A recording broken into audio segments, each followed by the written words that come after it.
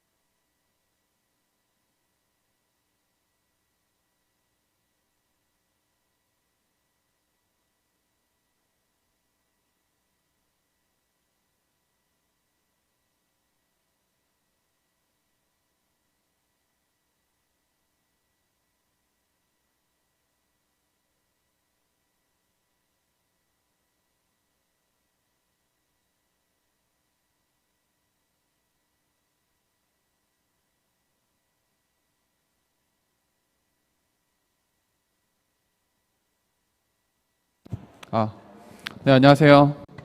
Good afternoon, ladies and gentlemen. I am Senior Researcher Kwon Young-bae from Mira SS Securities. 네, We have not hosted offline seminars or conferences for very long because of the COVID-19, but I am now invited to this conference and meeting you, so I'm very honored to meet you today. So I have been working as an analyst for 15 years. And these days, I'm touching upon AI and robotics industries and companies.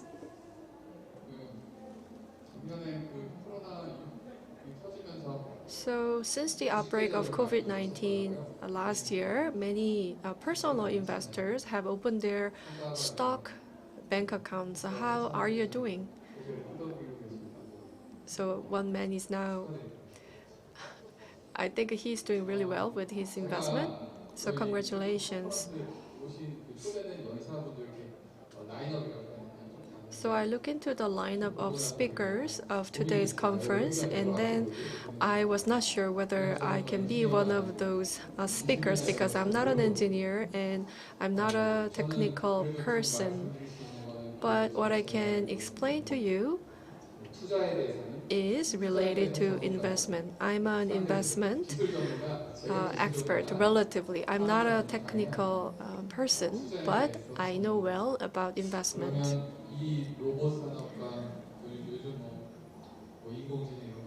So the robotics and AI are really hot topics these days. So how are we looking into these topics from the investor's perspective? That's going to be my talk today. So in my company, as I'm an analyst, to my customers, I recommend stocks that I'm in charge of or not in charge of. So I recommend buying them or selling them and etc. And then we also invest a lot of assets in our company because our company is big and we are rich. So we make investment in many different areas. Then what's the standard that we are based on to make decisions about the investment? You know, AI is a really hot topic. And then what should be our standard? And how can we gain competitiveness in the investment?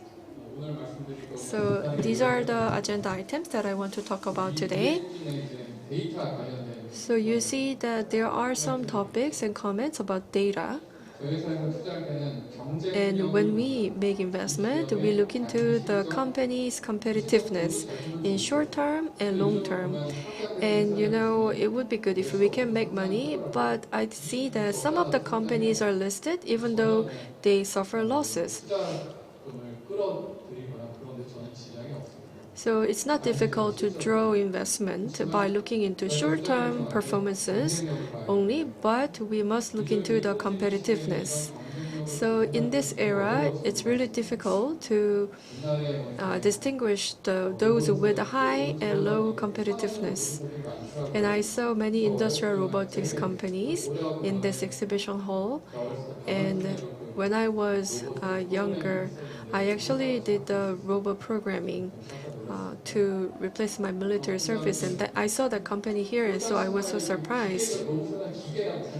And then in the past, we considered robots as kind of machines like Denso or Yashikawa of Japan, or harmonic drive parts were used a lot in machine like robots in the past. And now we don't only talk about the mechanical aspect or the payload or speed or endurance and etc. So in the past, that was what we were based on. So it's really easy to measure in quantitative term, but it's really difficult these days because AI has developed very greatly, and then they enter and penetrate any area. Have you seen the Tesla AI Day video? The Tesla shares are doing really well these days, and then they announced Tesla Boat And Tesla is not nobody, but I believe that any new players can enter this market. And on the other hand, the existing players, if they have competitiveness, can go to new business areas that were not imaginable in the past. So I believe that the key competitiveness lies in data.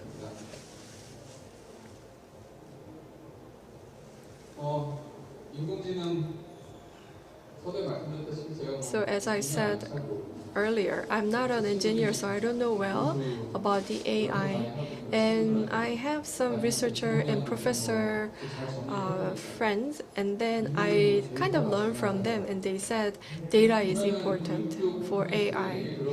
And then my friends say that this is a data science. So as they analyze the data, they found some patterns, and then they made the machine learn the patterns, and they had these kinds of consequences and results. So in the past, we just worked on the statistic analysis, but now we are going into the machine learning and deep learning.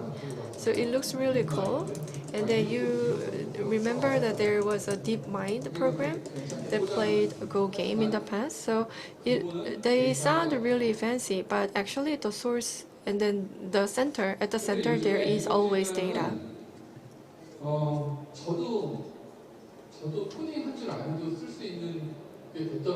Now AI can be used by anyone without coding.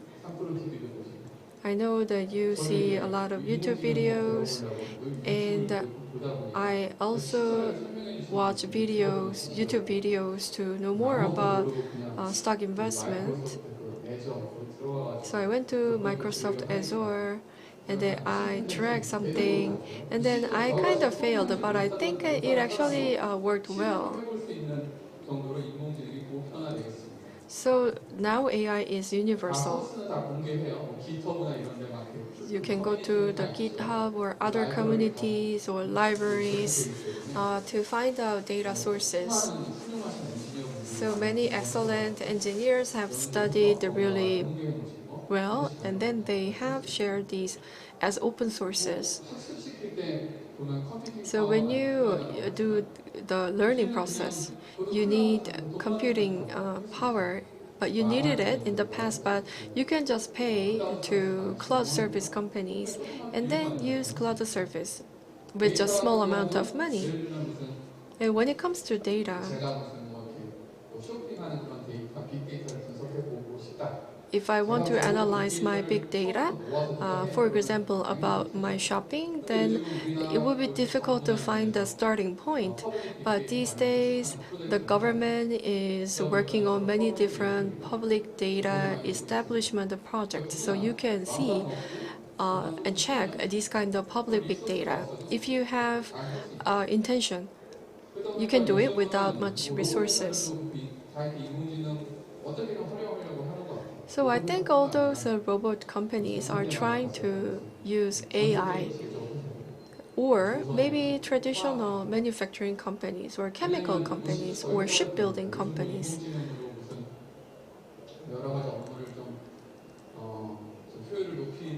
So many companies are now using AI to improve efficiency. And I don't know well about trading, but we can also utilize AI to apply on the trading. So I'm not sure if it's working well, but we must try it now because all companies are focusing on this technology, AI. But recently we saw some changes. So do you see the photos? He is a very famous person, Andrew Ng. He is also a famous YouTuber. Just search for his name on the YouTube and you will find many different video clips. And he gives very easy explanation for people like me. And he said, rather than developing AI model, well, we have reached the limitations. They have matured to a certain level. So if you want to work further on the AI, just go through the learning process with good data, and that would be a better choice. So AI system is the combination between code and data. In the past, we had model-centric AI, and now we are moving towards a data-centric AI. Well, I'm not an expert, but I thought that that was a really good idea.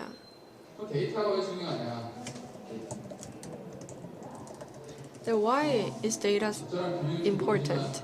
I don't know if this is a right comparison, but do you like ramen, the instant noodle? Because I skipped my lunch, so I'm going to have cup noodle after this presentation. I enjoy a brand called snack myeon in Korean language, and when we cook instant noodle, and if we have water and noodle, what can I do? I can just control water and heat. Then can we make ramen really delicious? Well, if we think in this scope, then we feel very limited. But if you have eggs or onions or green onions and even crab, then you have many more ingredients in your hands. Then you can make a different level of dishes for yourself. So with the data that we get from the same source, even though we do the machine learning again and again, they will face some limitations. But if we can get sources from many different data from the many different sources, then we can make an unimaginable result at the end. You know, we use a lot of facial recognition technologies. We actually use it at the entrance to check our body temperature. And in China, privacy is not an issue. So the high quality CCTVs are installed everywhere in China.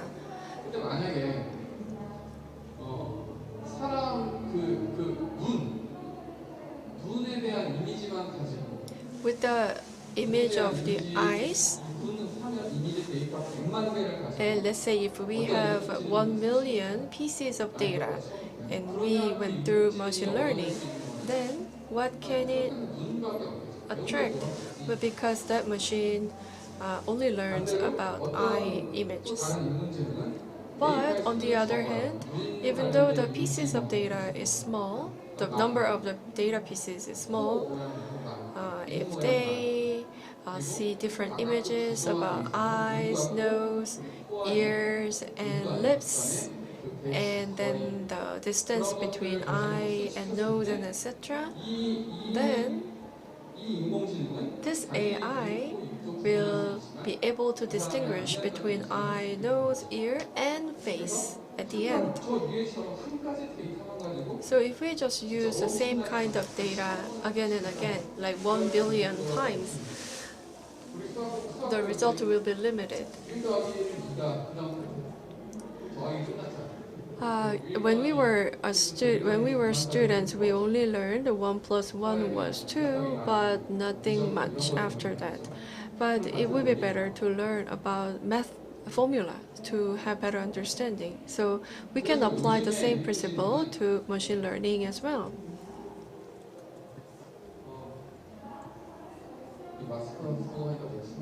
So I'm now wearing a face mask, so it's not easy to speak. So AI these days have data that is not owned by others, and they will go through learning process, and with the different results, those products and services should be marketable, of course.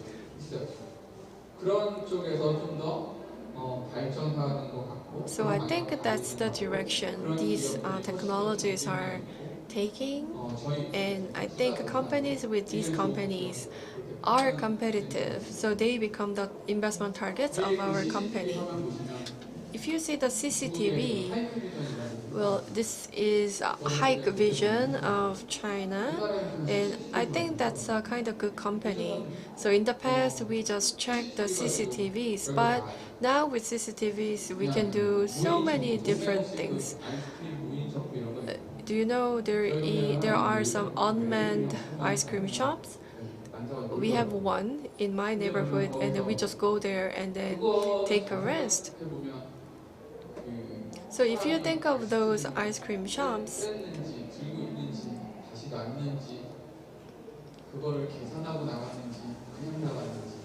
we need to have CCTV system to sense the motions of the consumers, whether he or she holds the ice cream or pays with the ice cream or put it down or just take it without paying it, etc. And then the shop owner will get a message instantly. And then the salary is really high these days, so CCTVs can create a lot of values because we don't have to pay for the human resources. Then do we keep the data from CCTVs? So who has most of the images? YouTube. We are now broadcasting through YouTube. So there are so many video clips uploaded on the YouTube platform. And then mostly they are about daily lives, like eating, like mukbang or sports and etc. But when it comes to these CCTVs, they look into just one location, one spot.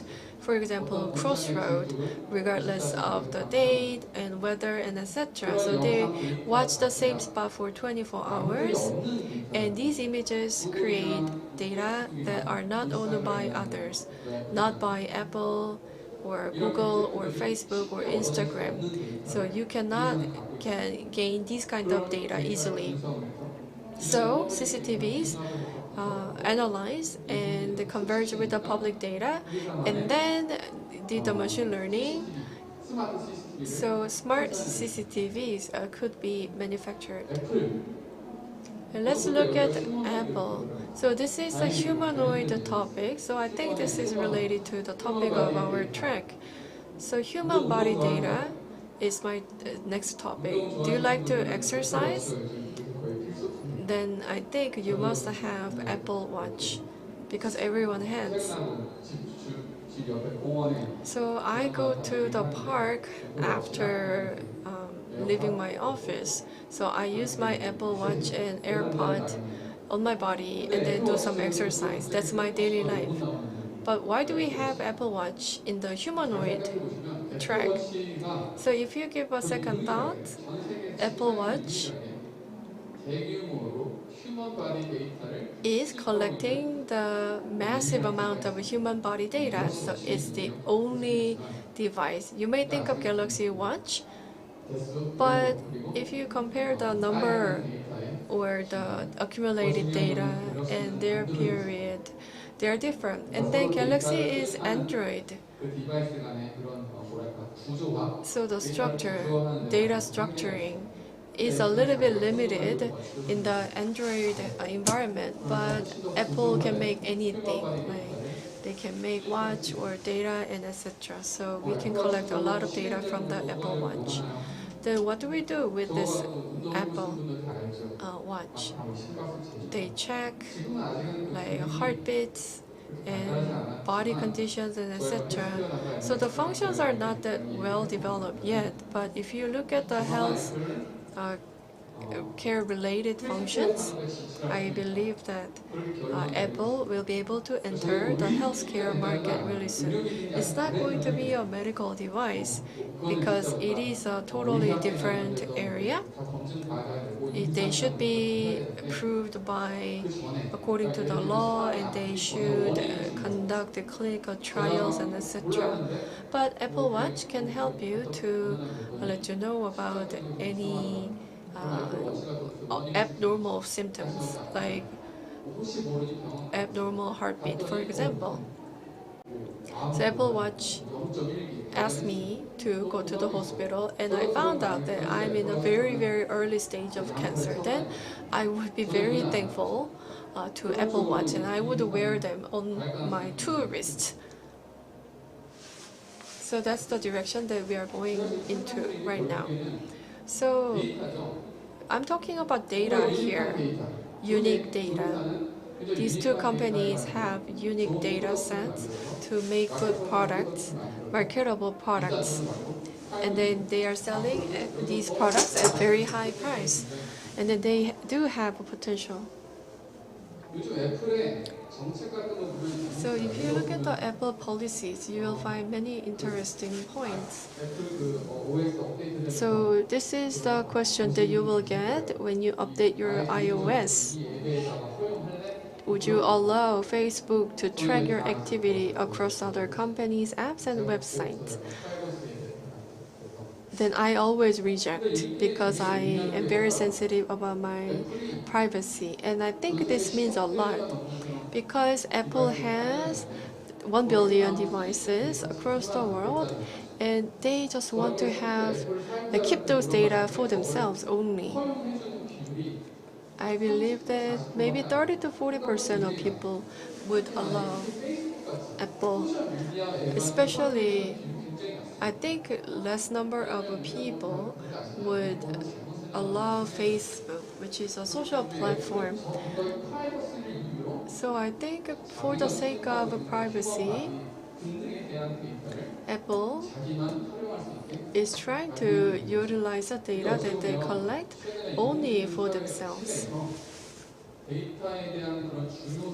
Because the importance of data is well demonstrated in these cases. I'm going to skip this slide.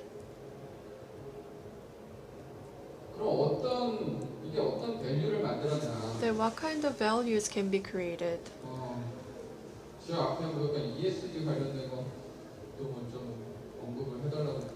So I was told to talk about ESG, but how can I connect robotics and ESG? If we have more robots, I think the number of jobs will decrease. And then maybe CSR will pop up because it's the opposite concept of what's actually happening in the world of robotics. But maybe we will have new jobs in the new field. So if robotics and AI converge together, then at the end, we will reduce the human resources, and then for that same amount, robots will create values. So in the past, we had these security people and parking people, but there's nobody these days because they are replaced by machines. So Hikvision of China has one interesting example.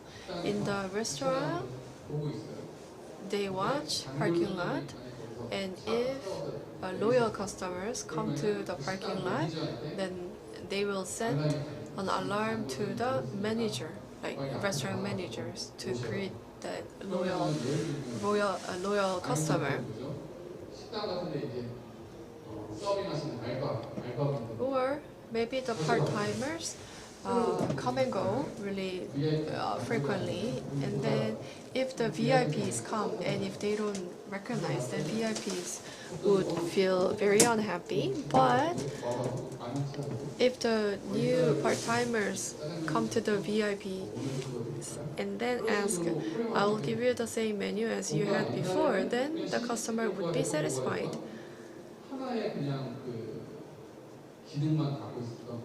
So machine only focus on one intelligence before, but now it is converging with the AI to work on new functions, and then the value created will be remarkable. So if you see the slide in the shopping mall, if you compare with the human resources cost, that cost is really, really low. So that's what's going to happen when the AI and human capabilities converge together. So what's the key investment idea?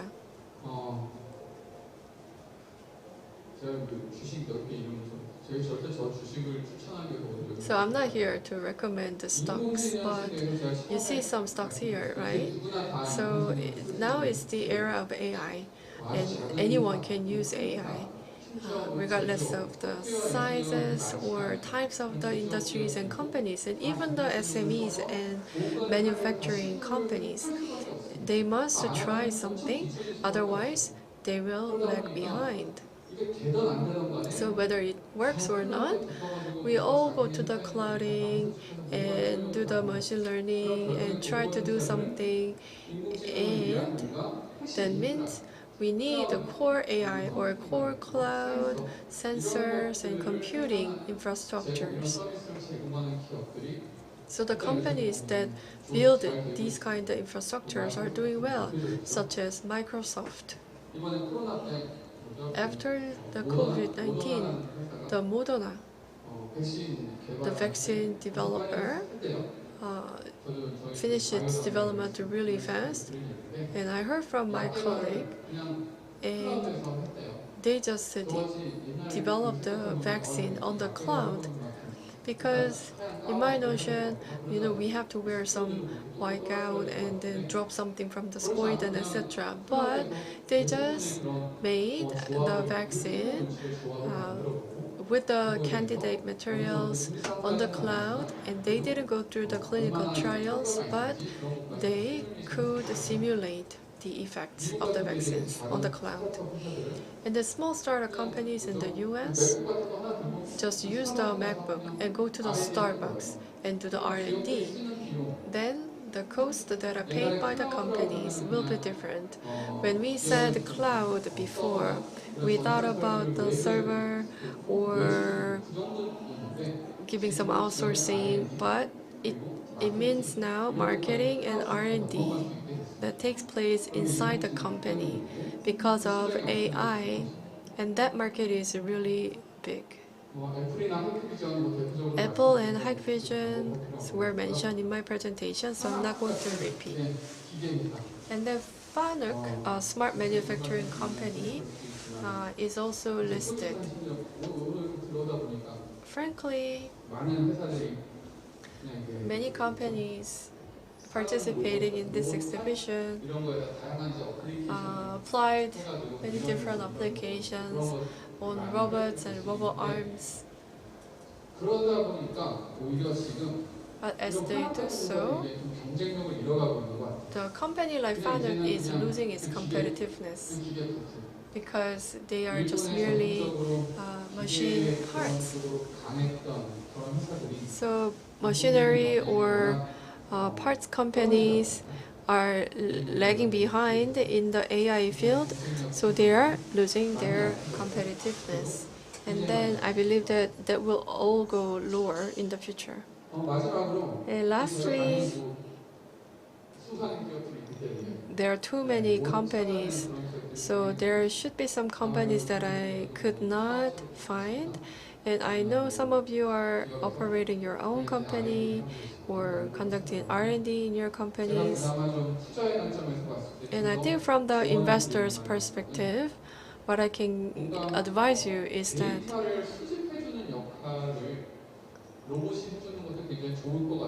robots can do really well when it comes to collecting data, especially humanoid, because many companies are longing for data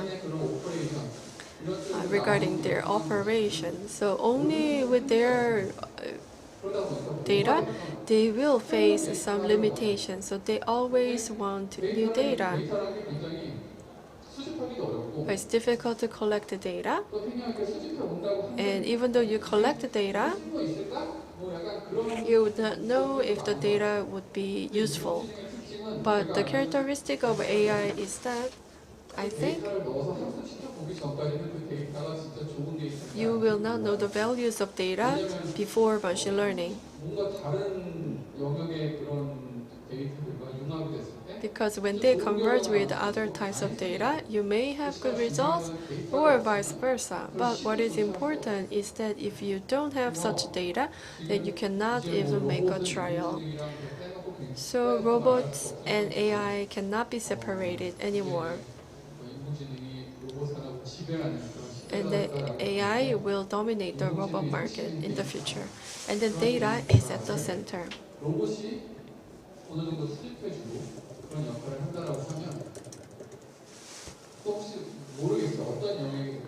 I am not sure what's going to happen in the future, but maybe some new companies can collect unique data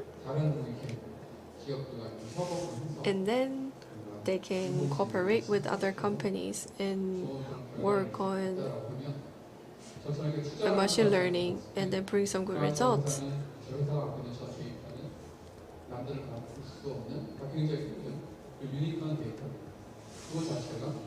Then you will see some unique data. And then that's going to be a very important point when you have to think about your investment target. So I think 30 minutes have passed. So this is the end of my talk. And if you have any question, please let me know. Sometimes I don't get questions, so I come up with my own questions. So what kind of stocks should you buy these days? In regard to the robot,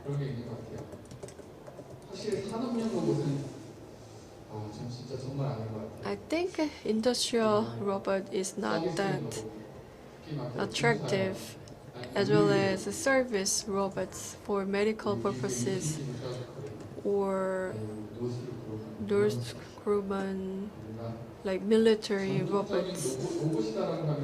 Neither.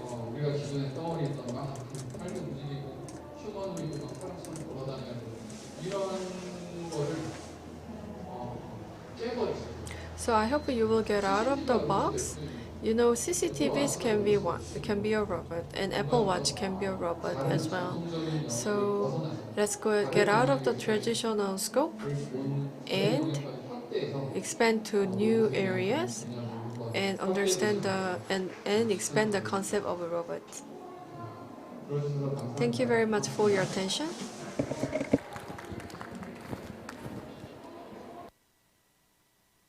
네, 강연 잘 Thank you for the lecture. Next, we have CEO Chang Jae-ho from FRT ready for the next presentation. Whenever you are ready, Mr. Chang.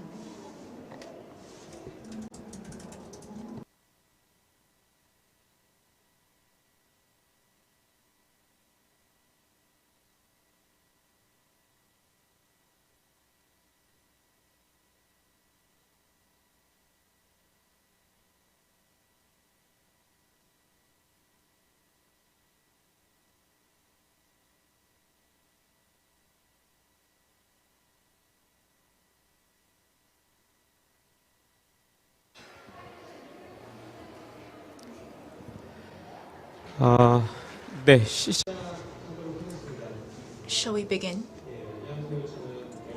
Hello everyone, I am CEO Chang Jae-ho from FRT. I have worked for about 10 years, specifically in wearable robot fields in KITech, or Korea Institute of Industrial Technology, and as a spin-off company, I launched the company called FRT. And today, I would like to talk about the robotic exoskeleton that we are producing for manufacturing workers. So we call these wearable robots, but this term wearable robot is used mostly in Korea. In the United States or overseas countries, the exact term that are being used is exoskeleton. They are used to enhance the muscular strength of military soldiers, so they basically want to make an Iron Man. But this field requires furthermore studying and research, and as of today, for research, for workers or for some military soldiers, exoskeletons are being used, but mostly these robotic exoskeletons are being used for the disabled or the infirm. Globally, As of 2015, few companies studied the wearable robots, but as of 2020, the number increased by 6 times or 7 times. That means this field has grown a lot. So the market size as of today cannot be said as big, but going forward, the market value of this field will grow immensely. And in that field specifically, FRT wants to focus on the musculoskeletal diseases of the manufacturing workers. The musculoskeletal disorders were believed as a disease that requires some time to rest and this will simply go away, people thought. But recently, for the last 4 to 5 years, many industrial workers think differently. When these musculoskeletal disorders occur, they take rest. They do not hesitate to get some rest. And from company perspective, this can delay production and this can lead to additional burden because they have to hire additional workers to fill in. So in order to compensate for these losses, companies will make extra efforts. But if you look at the sources of the musculoskeletal disorders, they mostly occur because of the repetitive action or unnatural posture or excessive use of force. But as for the root causes, these can be addressed by so-called wearable robots. And this is why we launched this FRT, and this is what many companies in this field believe. In particular, if you look at the case of Japan, the population aging is a more severe issue there. And utilizing wearable robots, they are trying to address the aging population issue and also enhance safety for industrial workers. The same applies to Korea. Recently, because of the aging population, we see similar problems occur in Korea as well. So globally, many believe that the pace of growth of the wearable robot industry will be extremely high. If you look at the industrial use cases, we have exoskeletons that help workers carry a very heavy weight with minimal use of force. And here you can see the example of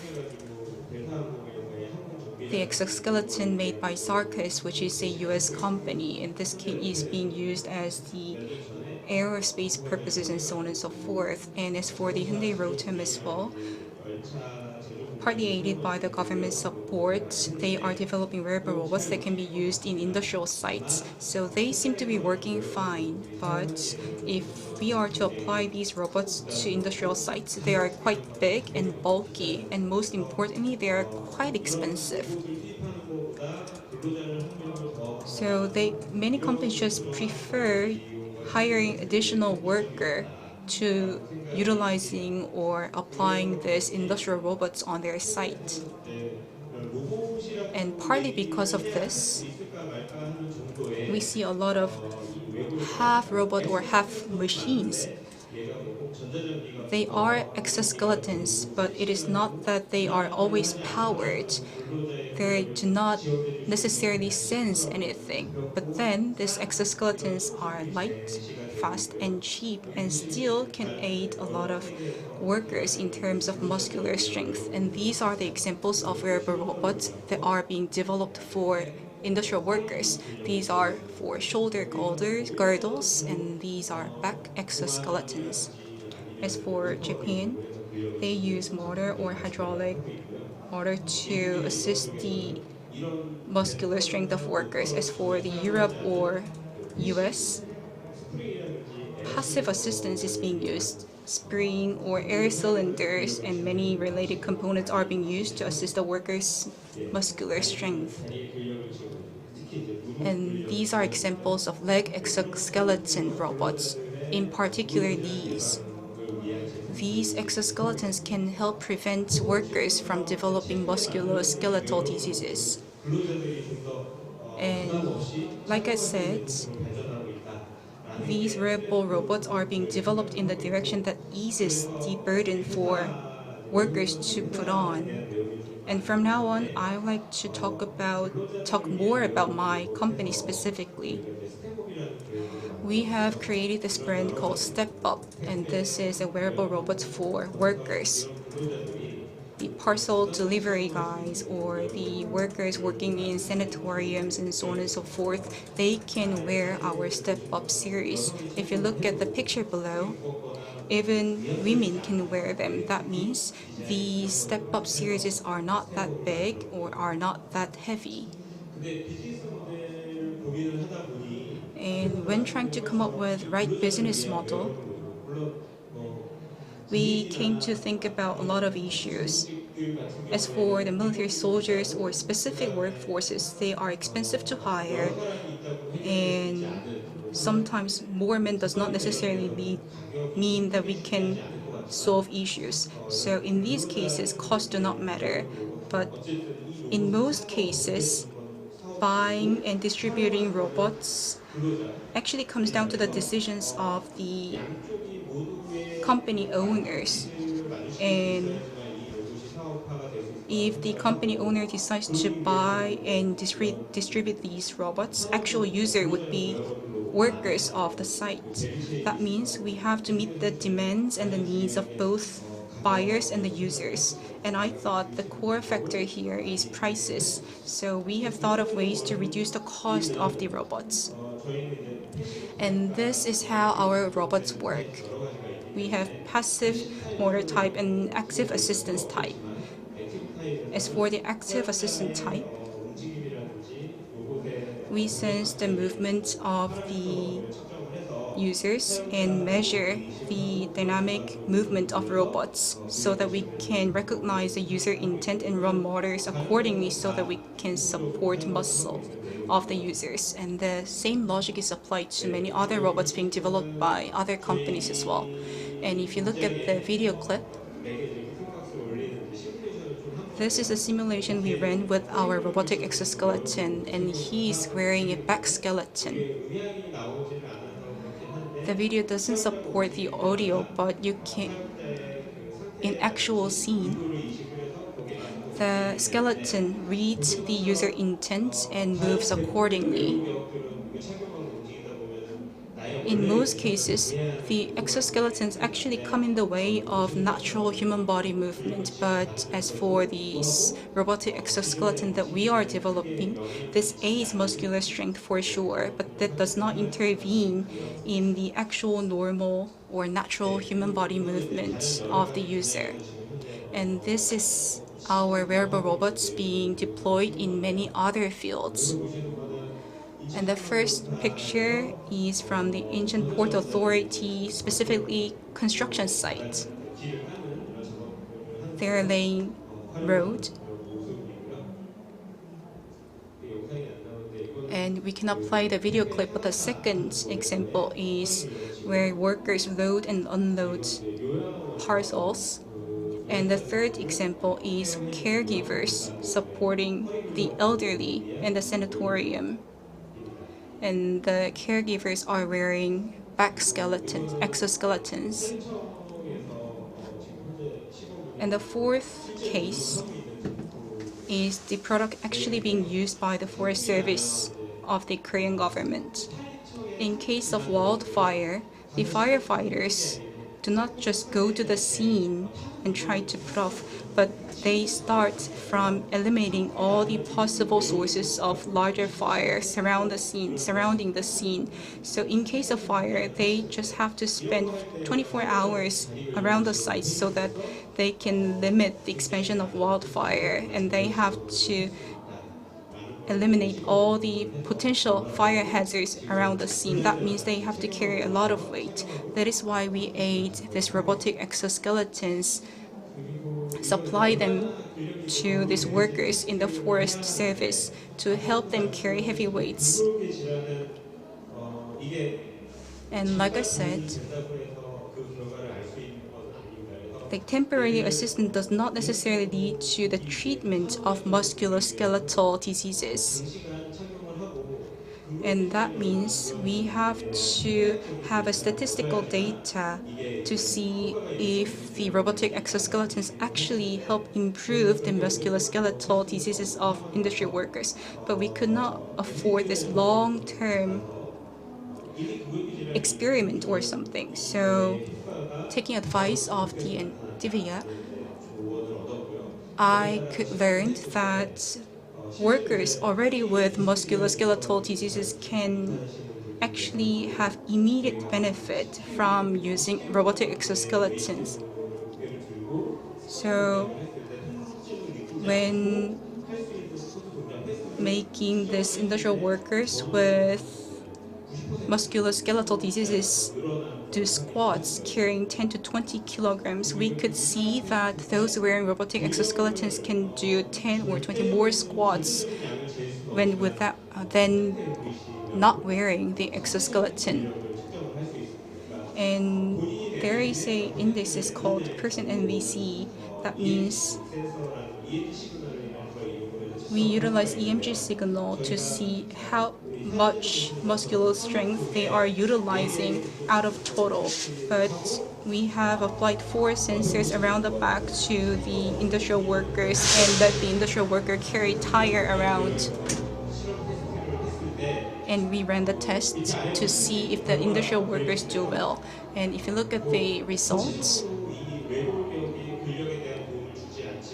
overall we could see that the exoskeleton does not give big benefit or boost to the muscular strength. But the peak here that you see in the graph actually triggers disc, and this peak could decrease by about 10% when wearing exoskeleton.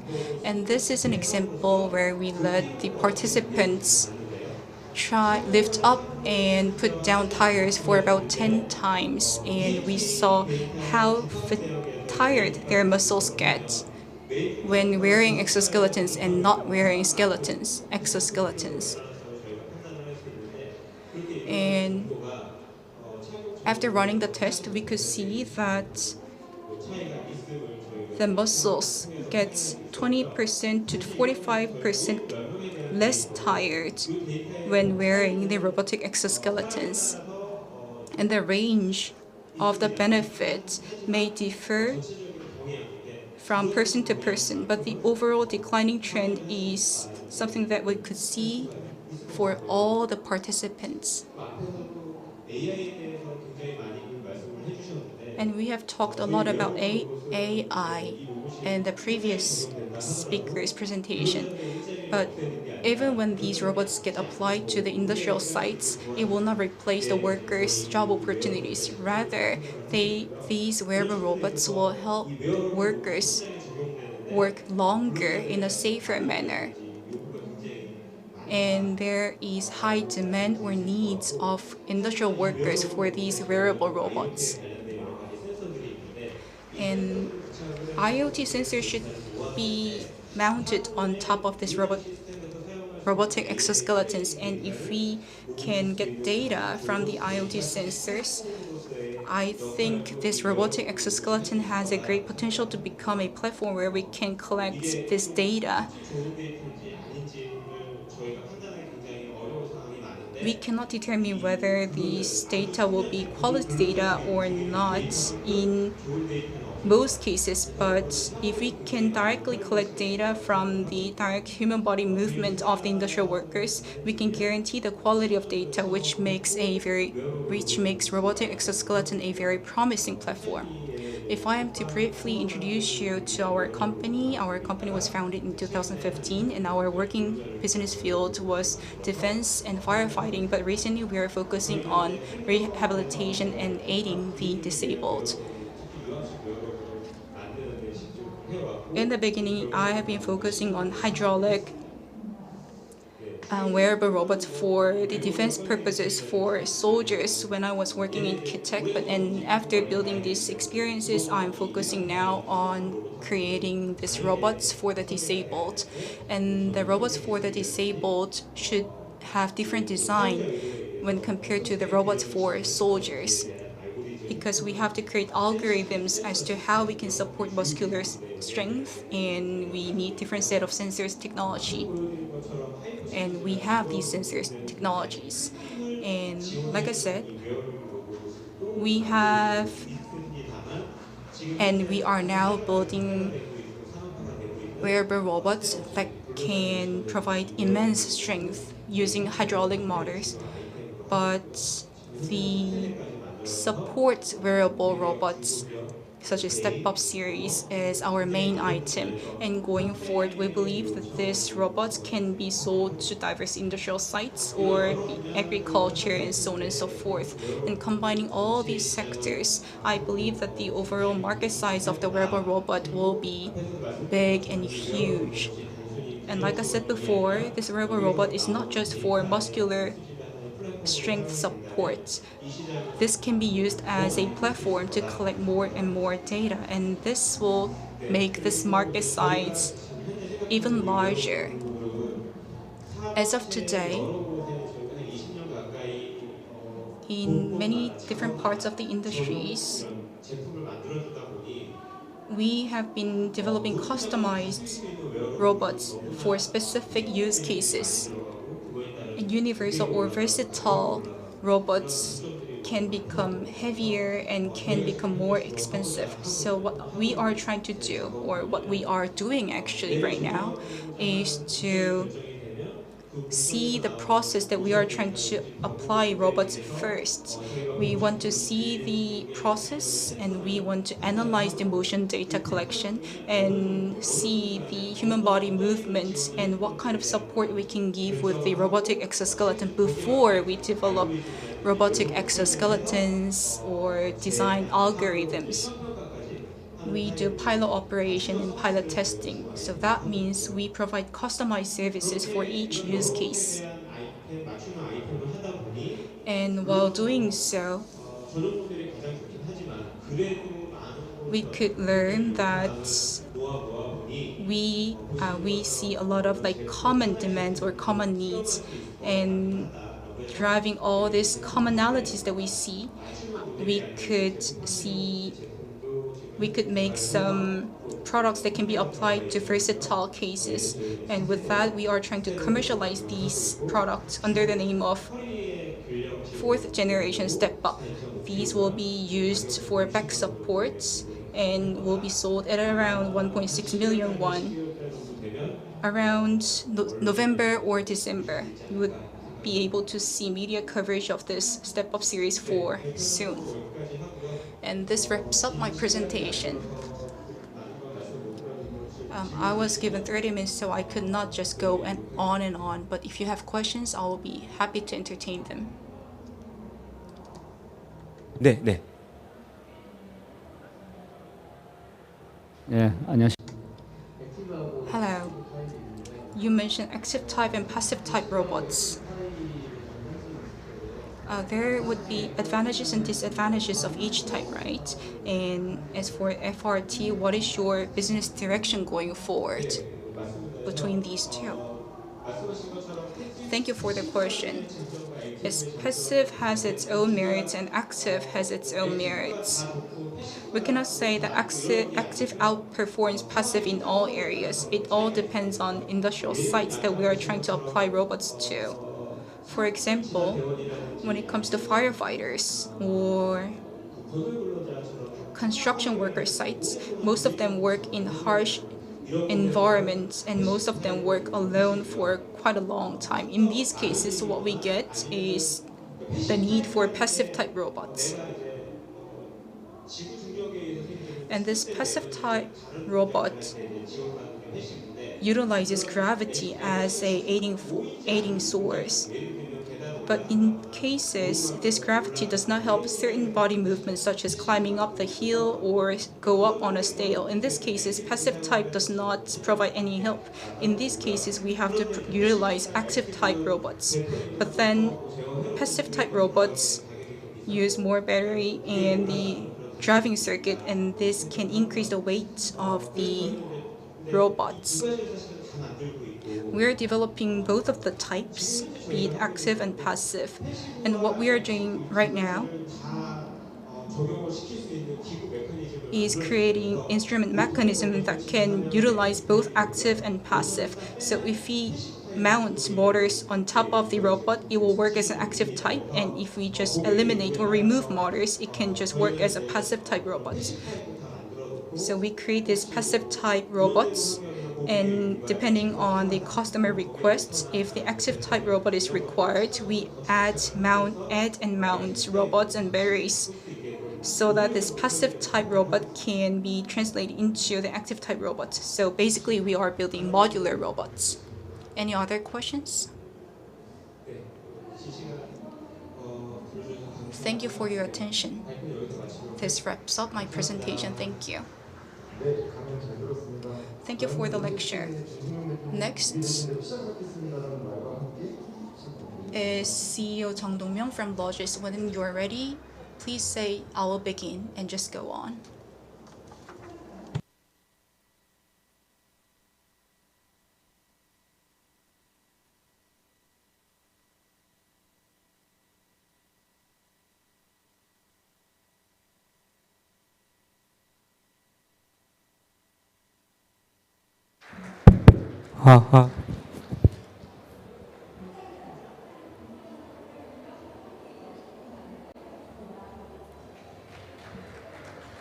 아, 네, 발표 진행하도록 하겠습니다.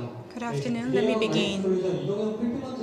Under the title of Future Life Solution Mobile Fulfillment Service, I would like to deliver a presentation, and my name is Jung Dong-myung, CEO from Logist. We were founded in March 2021. To give you a brief introduction,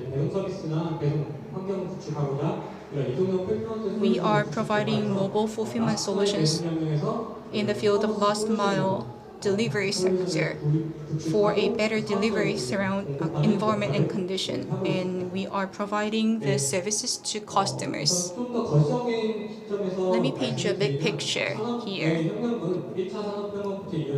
The industrial innovations or revolutions, we are in the fourth industrial revolution right now, and the first industrial revolution began from the production and the manufacturing, and in the second and the third and the fourth, now we are seeing an increasing need of the fulfillment services. So in the field of fulfillment services and warehousing, we are seeing innovations taking place. We have begun working on business because we thought that the delivery service or last mile delivery service is the place where we see next innovation. With that, we have this vision and purpose in terms of creating our service models and designing our business models. 공장, 플랜트 분야에서 So we believe that the service are taking place in the fulfillment, and then the AI and then sophisticated technologies all converge together in the smart factory. So wearable and aerial vehicle, unmanned aerial vehicle, wearables, and the industrial augmented realities all converge together in the result of a smart factory. 그래서 이런 혁신의 방향이 공장에서 벗어나 창고로 So you see that these new technologies are making the innovation in the production and manufacturing. So in the factory, these technologies are developing, and then especially robotics, IoT, and AI are adopted to make a smart factory or smart fulfillment service. So storage and packing are all using these smart technologies. And also in the e-commerce area, we see very significant growth. So last fulfillment has become more important. So in the past, we had a large distribution center, a warehouse, and automation distributed the products and services. But now customers want more and faster services from these companies. So we are trying to find a way to get closer to the customers. So there are something called micro fulfillment centers, just like B-Mart of Ua Brothers, that have the logistics centers in the middle of the cities. And also there is another concept called the dark store. So it is like the offline store that can be used as the logistics hubs. So in the very big supermarket, they take some spot to establish a dark store. And recently, E-Mart and other big supermarkets have segmented the area, the space to apply this concept of dark store. So in this fulfillment market, we see more specified and detailed services. And there are big three services. The first one is the fulfillment service, and the other is bundling, picking or packing, and then the last one is a shipping fulfillment service. It is called warehousing. So as of 2018, $18 trillion market was formed in the US. So you see that the warehousing and bundling are also increasing, but you see even bigger increase in the shipping area. So that will require more innovative services. So we want to ask you ultimate question. So how can we innovate the transit and delivery services? And then I want answers to this question. So for a few years, we have innovated, but if you look back the several decades, they have not changed that much. And I think we can think of the structural logistics that has not changed that much in the past. So mostly technologies developed in the factory or warehouse, and then production and warehouse innovated. But in the future, how we are going to make innovation in the transit and delivery? So we must think about this topic.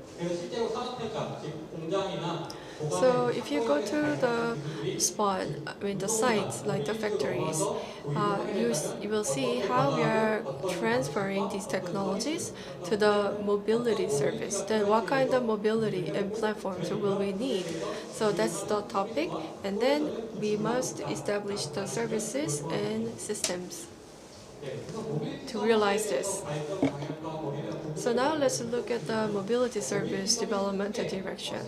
Mobility service can be categorized into mass mobility as a service and LAS, logistics as a service. And then according to the technologies, we think that we will move into the direction called TOS. So if you see the mobility technologies, the first thing is electrification.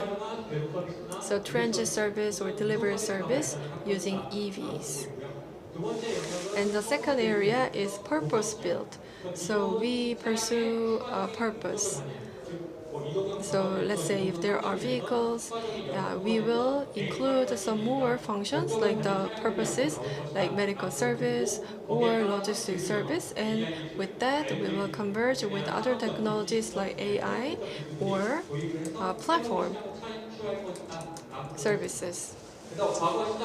So in the past, the mobility service was product driven. So we just purchased a car and then we modified it to use for our business service. But I believe that in the future, it will be more like business driven or customer driven. And then that's how mobility service will be driven into. So as of now, you see that there are two big changes in the mobility services. So electrification is the first innovation that I said. So you see that space is now being innovated. First of all, we see some changes in the space, and on the second point, we see new functions or new activities attached to the vehicle. So in the space, we can use more space because we can use the motors that replace the combustion engine inside the vehicle. That means we can add up more services inside the vehicle. And secondly, we can also apply the batteries or connections to use different applications and devices and technologies. For example, camping can be a good example. And then from the perspective of service and business, that something that was not possible will be able to realize in the form of food truck or camping with the EVs. So in the foreign countries, I believe that we have already entered this era. So such mobilities are now available in the market. For example, Rivian of Amazon and GM of FedEx. So they are bus trip, business trip, and so there are 100,000 new sets of Rivian now on order, and then GM is now used for the logistics and delivery services. So this kind of new business-driven mobility is now on the rise.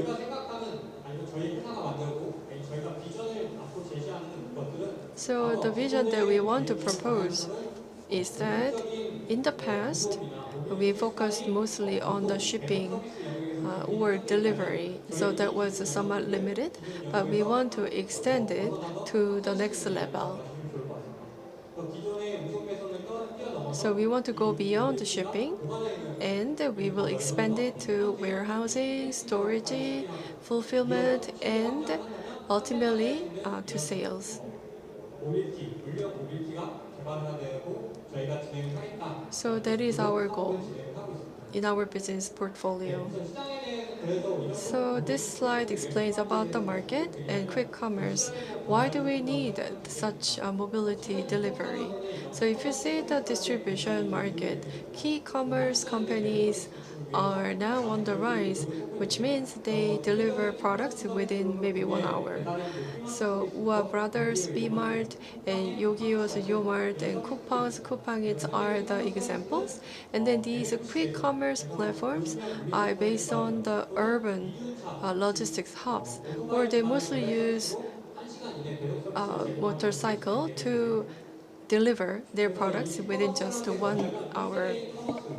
So you see that there are first generation commerce and second generation and third generation. So they started as commerce, but they move on to e-commerce, and now it's Q-commerce, which stands for quick commerce. So in the past, we had to buy products by self-service, and then we brought all those products to home in the privately owned car. But in the e-commerce generation, we could get delivery in 2 to 3 days by delivery truck of the companies. And then through the mega warehouses, we could receive the products. And then in the future, we are going to create the third generation Q-commerce. So the delivery time will be less than 1 hour because more customers want a shorter delivery time. And not all those main products would be available, but small selection would be available. And local stores or local warehouses inside the community will be utilized for logistics services. And then the most important competitiveness is the speed. So speed matters in the third generation Q-commerce. And following such changes, businesses are now trying to respond, but they are not doing very well. There are 3 big elements. So whether you are a logistics company or SMEs or a larger company, in order to fast up your delivery service, first you need to build a platform. But for some companies, it would not be easy to build or operate a platform. So that's why they are having a lot of challenges. And secondly, they need infrastructure and system. So in fact, not all companies can build their logistics centers in the middle of the centers because of the price and then technology. So it is very costly process. And then the third element is delivery infrastructure. So there should be infrastructure to manage, control, and operate the delivery service. But many service providers face such limitations. So that is why they find it really difficult to even make a trial to enter the market. So some companies are just dominating the market. So this slide explains about the mobile fulfillment solution, and then we developed the quick commerce mobility in our company. So in the case of industry, we have new logistics, especially business-driven logistics mobility. And in the case of a market, quick commerce needs exist, so we need a mobility or mobile fulfillment solution for quick commerce market. So in this way, we can provide easy, reasonable, and simple logistic services to businesses.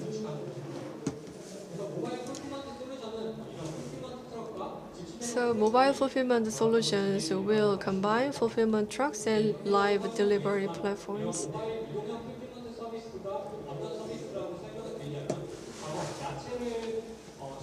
So in the past, there was a truck that tours around the community to sell vegetables, and then we do have that truck, and then we will combine it together with the IT-based delivery platform.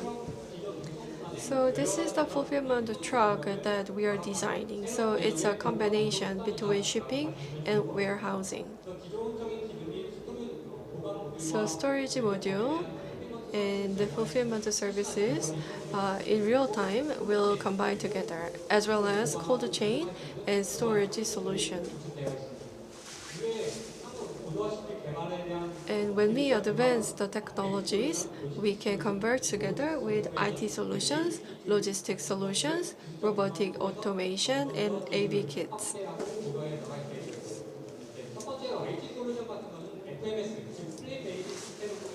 So through the fleet management system, we can spot the location of the fulfillment trucks, and then we can connect together with the shops and then companies, and then infotainment system will be established for the operator so that we can improve their conveniences. And then for the logistics, we will establish the digital packaging system or adopt the logistics solutions so that the fulfillment, the work itself can be all completed inside the truck. So maybe the larger trucks like 2.5 tons or bigger warehouse will be used to apply the robotic and automation. And in the short term in the mid to long term, when we use the autonomous kit, technological convergence and partnership will be established to enter the market. 그래서 이런 모바일 풀필먼트 서비스는 이런 무인 배송으로 가는 저희는 디딤돌 서비스라고 생각. So I believe that we are now in the middle of this progress, that we move from the manned delivery to unmanned delivery. So we have unmanned delivery or unmanned trucks that are now in operation in China, but we cannot apply this in daily life right away. But by using this mobile fulfillment solution in the middle of the progress, we can find out the needs about the mobility, service, and the platform altogether. Then, in this way, we will be able to prepare better for the era of unmanned delivery services.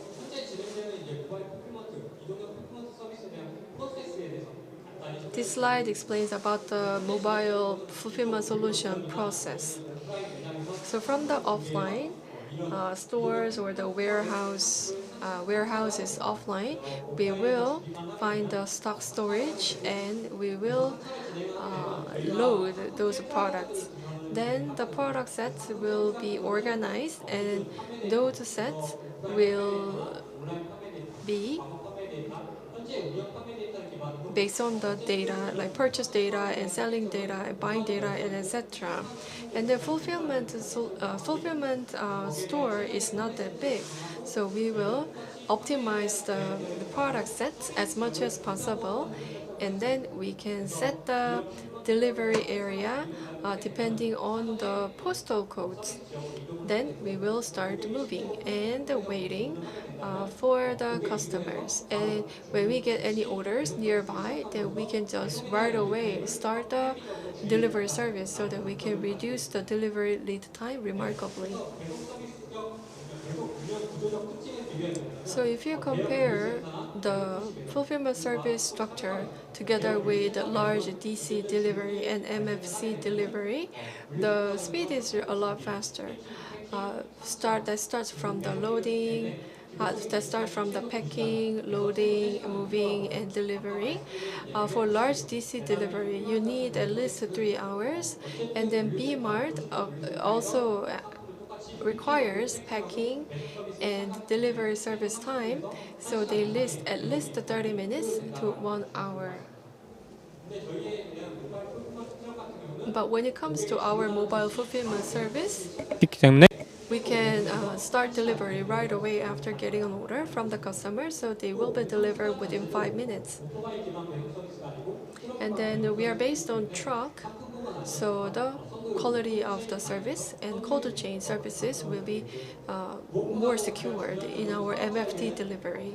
And then above all, companies do not need to own their warehouses to use this MFT delivery. So only one car is enough to establish this service and provide it to the customers.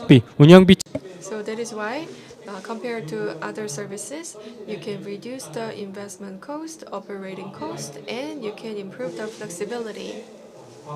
So when you get an order from the customer, when you get an order, they will go through picking, packing, and loading, and then the lead time will be extended. But when you load the product, we can right away start the delivery service. That means we can innovate the overall progress. And what is also important is that we can just load one time a day. Then you don't need to worry about the offline or online sales in that day. So that is our competitiveness. And in the past, we just used motorcycles to provide the delivery service, but they faced some limitations. So they had to provide services only within the available areas, up to the distance that we can cover with the motorcycles. So it was really difficult to actually expand the delivery service. But if we use these mobile fulfillment trucks, we can even expand our strategic operation offline. For example, if we sell like meal kits or a salad that are really popular these days, then we can use this mobile fulfillment service to provide a delivery service as fast as possible. For example, we can take a strategy operation in 3 areas. First, Trick A can start in the commercial area in the morning to sell the salad set, and in the afternoon they can add up and change it to lunchbox set, and then move to the commercial area B in the afternoon, and then vice versa. So we can diversify the tracks and then the products that we carry inside according to the time and place. And then there are some social issues like you see on the slide. So there were some issues about the excessive packaging of the market currently, or coupon, for example. So if we use the mobile fulfillment service, we will be able to reduce packaging and we can protect the environment so that we can better protect the environment. And because of the COVID-19, we see higher demand for the delivery services. And then in order to satisfy such needs, we see many safety-related accidents happening on the street. So I believe that our mobile fulfillment service can replace such delivery services, and then we can make it safer compared to the past. And then there are three main demand businesses. First, commerce and distribution. Second, small business like small and medium-sized stores and markets, because we can deliver on the same day. And then the last main demand business is farmer and manufacturer. So whether it is in the commerce and distribution, we can establish live or fast delivery, like quick commerce service. They can be delivered right away after making an order. And then for the small businesses, we can provide the same-day delivery. So rather than differentiating the delivery, we can help with building an online channel and building a delivery channel. And for the farmers, manufacturers that are not involved in the platform business, or maybe some farmers who are actually selling their agricultural products from their farm, we can build the D2C delivery service. So we will advance our quick commerce solution from 2 points. We will build the solution, and then we will curate based on the AI. So we will first use the data to make decisions about the product set or optimize the product set.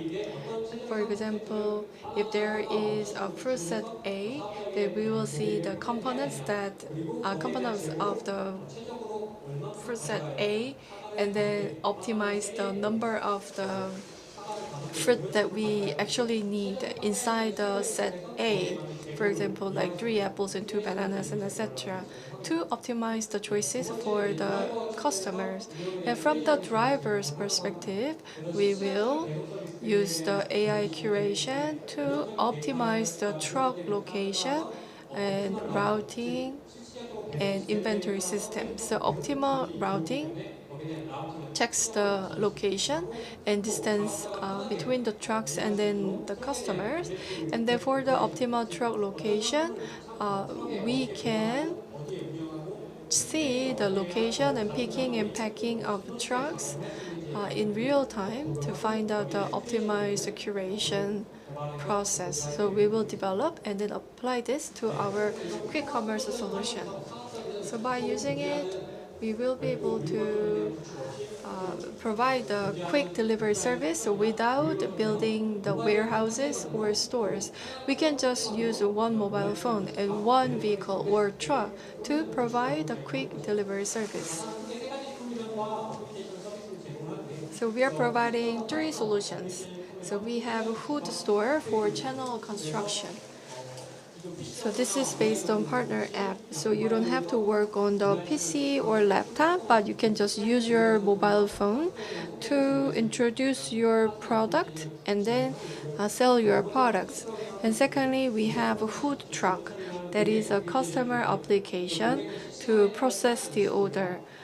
Customers can deliver the location of the trucks and then can confirm whether the product is delivered. And then the last one is a driver application called Food Friend. So it is currently under development.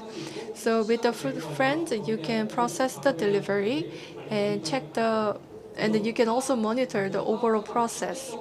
So businesses can choose their option and they can use our solutions for their needs. So by doing so, we will be able to develop the solutions like same-day delivery, fast delivery, D2C, and live delivery. So this is the technology development. We will first start with the shipping, and we will expand it to the right side. So we will start from the shipping, and the mobility stopped there in the past, but we will expand it to warehousing, storage, fulfillment like packing and picking, and then eventually we will expand it to sales by using mobile warehouse and mobile store like 2.0 tons truck or 1 ton truck. So we will expand the list of the items, and we will have the mobile stores, as you may well know. So by doing so, we can make a fast delivery in real time. So that is our ultimate goal. And then when it comes to the mobile store, the online shopping's limitations will be overcome by letting customers enjoy or try out the products on spot. So consumers can make an appointment to call the truck and then actually try the product and then ultimately purchase the product. So this is the mid to long-term plan for the quick commerce solution of my company. So this is the end of my presentation. I was wondering if there is any question.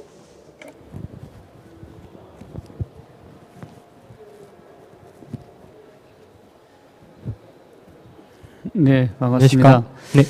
한 가지 궁금한 Thank you for your presentation, and I have a question. So fulfillment truck is manufactured by who? So that's my question. So we are a startup company. So we have the Technological Development Alliance. So the fulfillment truck is manufactured by a company called Equal, that is the EV maker. And then we also work with the Gyeongin Motors for some technologies in our process. So we have the technological alliance to build this mobile fulfillment solution. Then the most important thing is fulfillment truck and logistic quick commerce solutions. So even though you have them, you must have operators who actually drive these fulfillment trucks. So how are you going to recruit them, those truck drivers? Because they're going to be the business owners as well. And then the truck drivers can maybe deal with the fish or fruit or some many more items.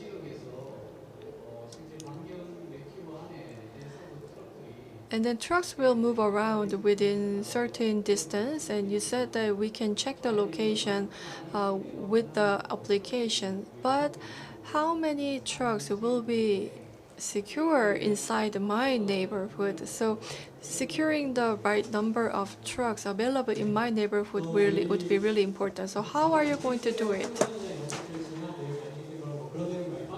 So, well, I didn't fully explain about our solution in this presentation, but we can provide a delivery service with the privately owned truck like vehicles, or we can also use 1 ton or 2.5 tons trucks.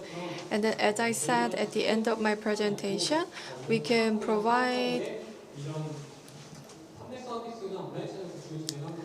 also help the SMEs to build their channels and mobile warehouse. So we can help them to build the same-day delivery service. So in our platform, you can build that service, and you can also select the items available on the fulfillment trucks, mobile warehouses, and mobile stores. So I think that is how customers can receive the differentiated and customized services from our solution. Thank you very much. 네, 더 추가적인 질의사항 있으실까요? Is there any other question? If there's no question, I will complete my presentation here. Thank you very much. 다음 순 Thank you for the lecture. The next presenter is Director Lee Jong-hee from Angel Robotics. If you're ready, please begin.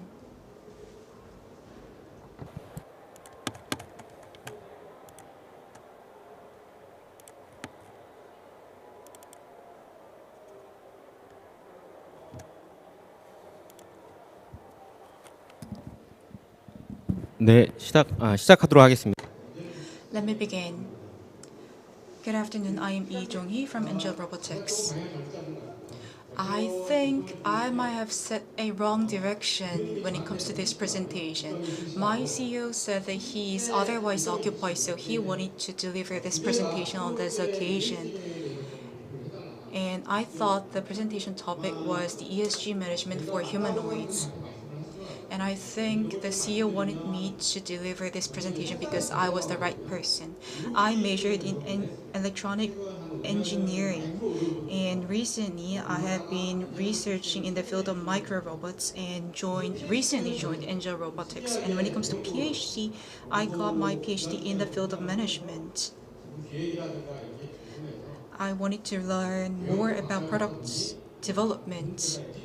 So maybe my CEO thought that you learn about engineering and also about management, so it is your job to deliver this presentation.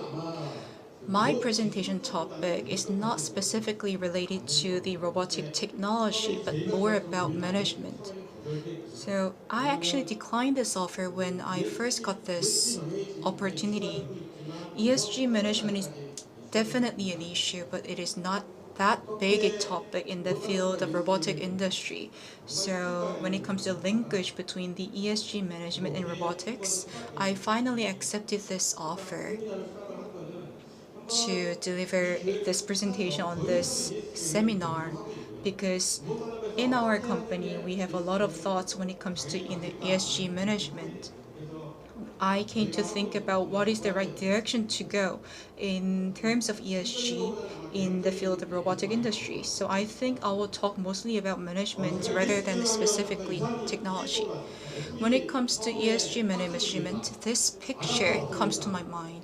Apple said that they will decrease connector, they will eradicate packaging, and I thought they're trying all their means to decrease the costs and maximize profits. But then, why reducing the size of the packaging and why reducing the number of adapters in terms of for the sake of environment? Apple is a company, and Apple takes of environment because this serves them in terms of profit, be it environmental pollution and the disposable waste and the polar bear. The Apple company thought that they have to reduce their environmental burden, and they are aligning their business direction in this regard as well. I believe you learned a lot about this. After the Paris Agreement, the environment regulation is getting stronger and stronger, and the investment in this field is getting larger and larger. When it comes to pension funds, they are withdrawing their investments from the companies that does not do ESG. They even file a report to companies that does not do ESG management. For example, if they invest in KEPCO, the Dutch pension fund warned KEPCO that we thought you were doing environmental management, but why are you firing coals on and on? Because of that, they got reported. That means environmental responsibility of the companies is becoming a must. That is why so many companies declare that they will do ESG management. Not only companies, but also hospitals engage themselves in this ESG principles. Then what is ESG management? Some might not know. So if I am to provide you with a brief explanation, I was worried that the first speaker will cover this luckily, but luckily he didn't. So ESG, E stands for environment. So eco-friendly activities, enhancing energy efficiency, picking wastes. So when it comes to management, they have to think about environment. That is why Apple is reducing the size of the box packaging, and they do not cover their products with plastic vinyls. Second, they have to care for the society. They should not pose harm to the entire society.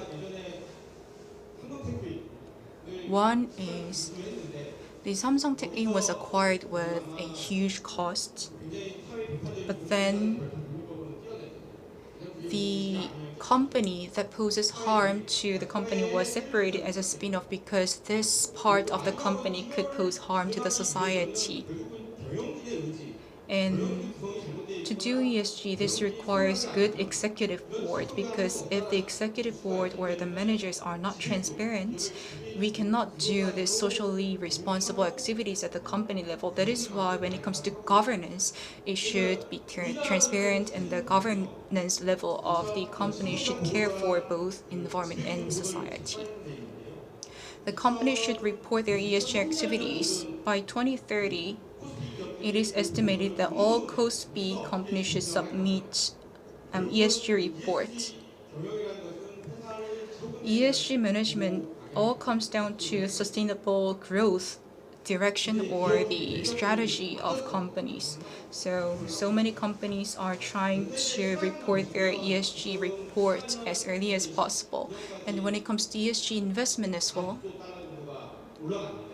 it has reached about 40 trillion by 2020, but it is estimated that the ESG investment will grow in size going forward. So companies that do not engage in ESG activities get their investment withdrawn. The list you are looking at is the top 30 domestic companies that is doing ESG activities. So many are already engaging in this field. And while preparing this presentation, I took a look at other companies' examples. For overseas company examples, and I could learn that NVIDIA is doing better when it comes to better than Samsung Electronics when it comes to ESG. That means NVIDIA, a semiconductor company, can take the business share of the Samsung away and take the work that Samsung is doing, because NVIDIA is doing better in ESG, and many clients will pick NVIDIA over Samsung. So I wanted to see if we have good ESG leaders in Korea, and also specifically in the robot field. And I came to an example of Hyundai. I am interested in the field of robotics, so I thought if Boston Dynamics gets listed, I will buy stocks of it. But anyhow, Hyundai Motors acquired this Boston Dynamics. Then why? Because Hyundai is an automobile company and Boston Dynamics is a robot company. Honda developed humanoids, so does Hyundai wants to promote its business utilizing robot? I thought. That is why I read a Road to Sustainability report from Hyundai Motors. It is 200-page report, and 4 chapters cover robot-related topics. And I could learn that they are trying to focus on first, wearable robot, second, service robot, and third, mobility or mobile robots, because mobility is in line with the existing business area of Hyundai Robots, and exoskeleton robots as well, because they want to help their industrial workers on site, and also for the social well-being and benefit. Within the sustainability report, they have laid out their plans for ESG management, creating eco-friendly cars and enhancing energy efficiency and so on and so forth. And I particularly focused on their social contribution sector. They want to enhance their activities or efforts in terms of health and safety, and also make stronger efforts in social contribution. That means in the working environment, they will make efforts to enhance workers' welfare. And also, they will help the disabled person. If you can look at the picture, he stood up and trying to shoot a ball. And I learned that the CEO of the Hyundai Motors is also the chair of the Korean Ball Association. That is why they are helping the disabled in this specific sport event. And the exoskeleton robots is growing as well. The market size will reach 6 trillion won by 2025. And as for Hyundai, they're specifically focused on industrial and medical use cases. And the girl that is standing there is wearing our company's robot as well. So in terms of humanoid sector, how can we do ESG management? That was our concern. And the direction was not painted by us. It was painted by one overseas consultant. he suggested that this is the potential ways in which humanoid or robot players can make contribution in terms of ESG. And the first area is providing medical support. The person in the first picture has a lower body paralysis, so we can help him with the medical exoskeleton or the rehabilitation as well. Kids can come back to the society and lead a normal life with the help of medical exoskeleton, or we can give artificial arm to people whose arm is severed out or gets paralyzed. The second area we can provide support to is labor force. I think this part was well covered by CEO Chang from FRT, so I will skip this part. The third area is our contribution to the world and the environment. And by that, we mean maybe support to firefighters so that they can help make this world a better place. And robot fish, this was a hot topical issue under the Lee Myung-bak administration, right? We can utilize robots to strengthen our monitoring over environment, or maybe we can use robots to clean the environment. As for this slide, I wanted to see strategic ESG priorities by each industry. As for automobile industry, they're mostly focusing on the safety of their workers. And the field I am working in, basically pharmaceutical or medical sector, many of the players are trying to improve health and wellness with the products that they develop. And if you allow me, let me introduce you to our company. We were founded by two founders. One is KAIST professor Gong Kyung-chul, and the other is Dr. La Dong-uk. He is a professor and doctor in the field of rehabilitation. So the two founders decided to work together to find ways in which robots can make contribution to the society. This is the promotional video of our company. Please take a look.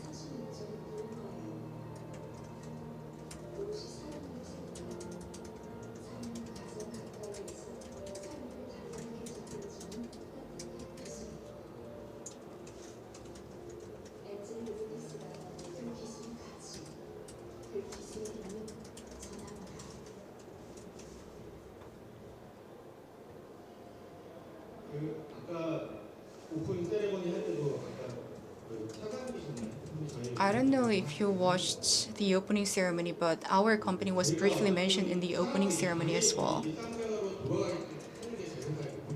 The vision of our company is to help the disabled come back to the normal life and regain their normal life and help them contribute to the society. On the right, you can see a picture where a person whose lower body was paralyzed could wear our suits for Pyeongchang Paralympic torch relay. And on your right, there is a competition called Cybathlon, and two players wearing our products won medals, one gold medal and the other bronze medal from the Cybathlon 2020. Our medical director and the CEO joined forces together to create products for them. And as you can see, last year, we won gold medal and bronze medal utilizing our robots. Please take a look. It was not a Korean competition, but international competition. The person you are looking at in the video clip has a lower body paralysis, but is now stepping down on the climb or climbing down the ramp using our robots.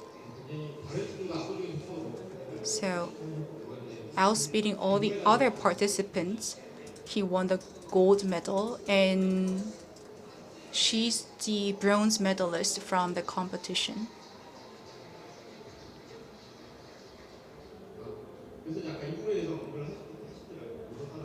So this was mentioned as a good example where robot industry can create social values.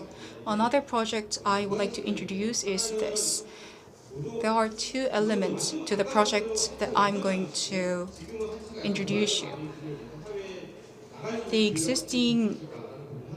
The previous examples cover the cases with complete paralysis, but there are some disabled people with incomplete paralysis. So we want to help their rehabilitation efforts so that they can come back to their normal lives. And the second, we want to make social contribution and as well, and we have to commercialize this project in order for us, right? So we wanted to check these two areas. One, if we can make social contribution, and second, if we can create marketability with this product. And as you can see, many people are getting aided with our products in terms of their rehabilitation efforts. In terms of posture and muscular strength, I get help. Overall, I got a lot of help in moving my body parts. The strength is that the merit of this product is that this encourages the participants to take part in this rehabilitation efforts voluntarily. In the beginning, creating balance or grasping over the robot was difficult, but in the third trial or third attempt, I got used to using this robot, so my muscular strength got better. I got better at balancing myself. Through this project, I think this picture is a good example showing what this project can mean. One 11-year-old girl wore an angel suit of our company and traveled in the United States. And I could see how much joy our products can give to individuals. And these products are being used in hospitals, specifically for cerebral palsy patients. As you can see, these kids with cerebral palsy cannot walk on their own. But after 8-week-long training with our products, you can see that the kid can now walk on her own. Maybe you will say he's just supported by robots, but this is the actual training video we took. And after training, you can see that her muscle strength got better and can walk on her own. In the beginning, it was very difficult, but now she can manage and walk on her own.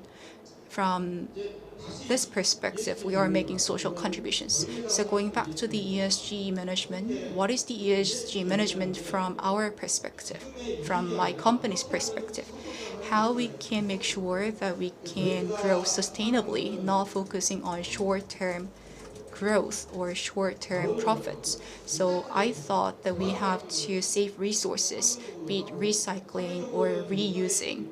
And in the society terms, we make social contributions and make efforts in terms of employee welfare. And from the governance sector, we make sure that our company management is being conducted in a very transparent manner. And what we are specifically interested in energy efficiency. The most inefficient part of robot activities is battery efficiency. EV cars are often cited as very eco-friendly cars, but battery disposal can be a very eco-unfriendly part of that business. So the same applies to robot industry because we use a lot of batteries, and in terms of disposal of these batteries, we can put harm to the overall environment. So we are giving it a lot of thoughts. And one of the future directions that we have in mind is that we pick suppliers who also engage in ESG activities, because only that way we can provide meaningful contribution to the society and the society.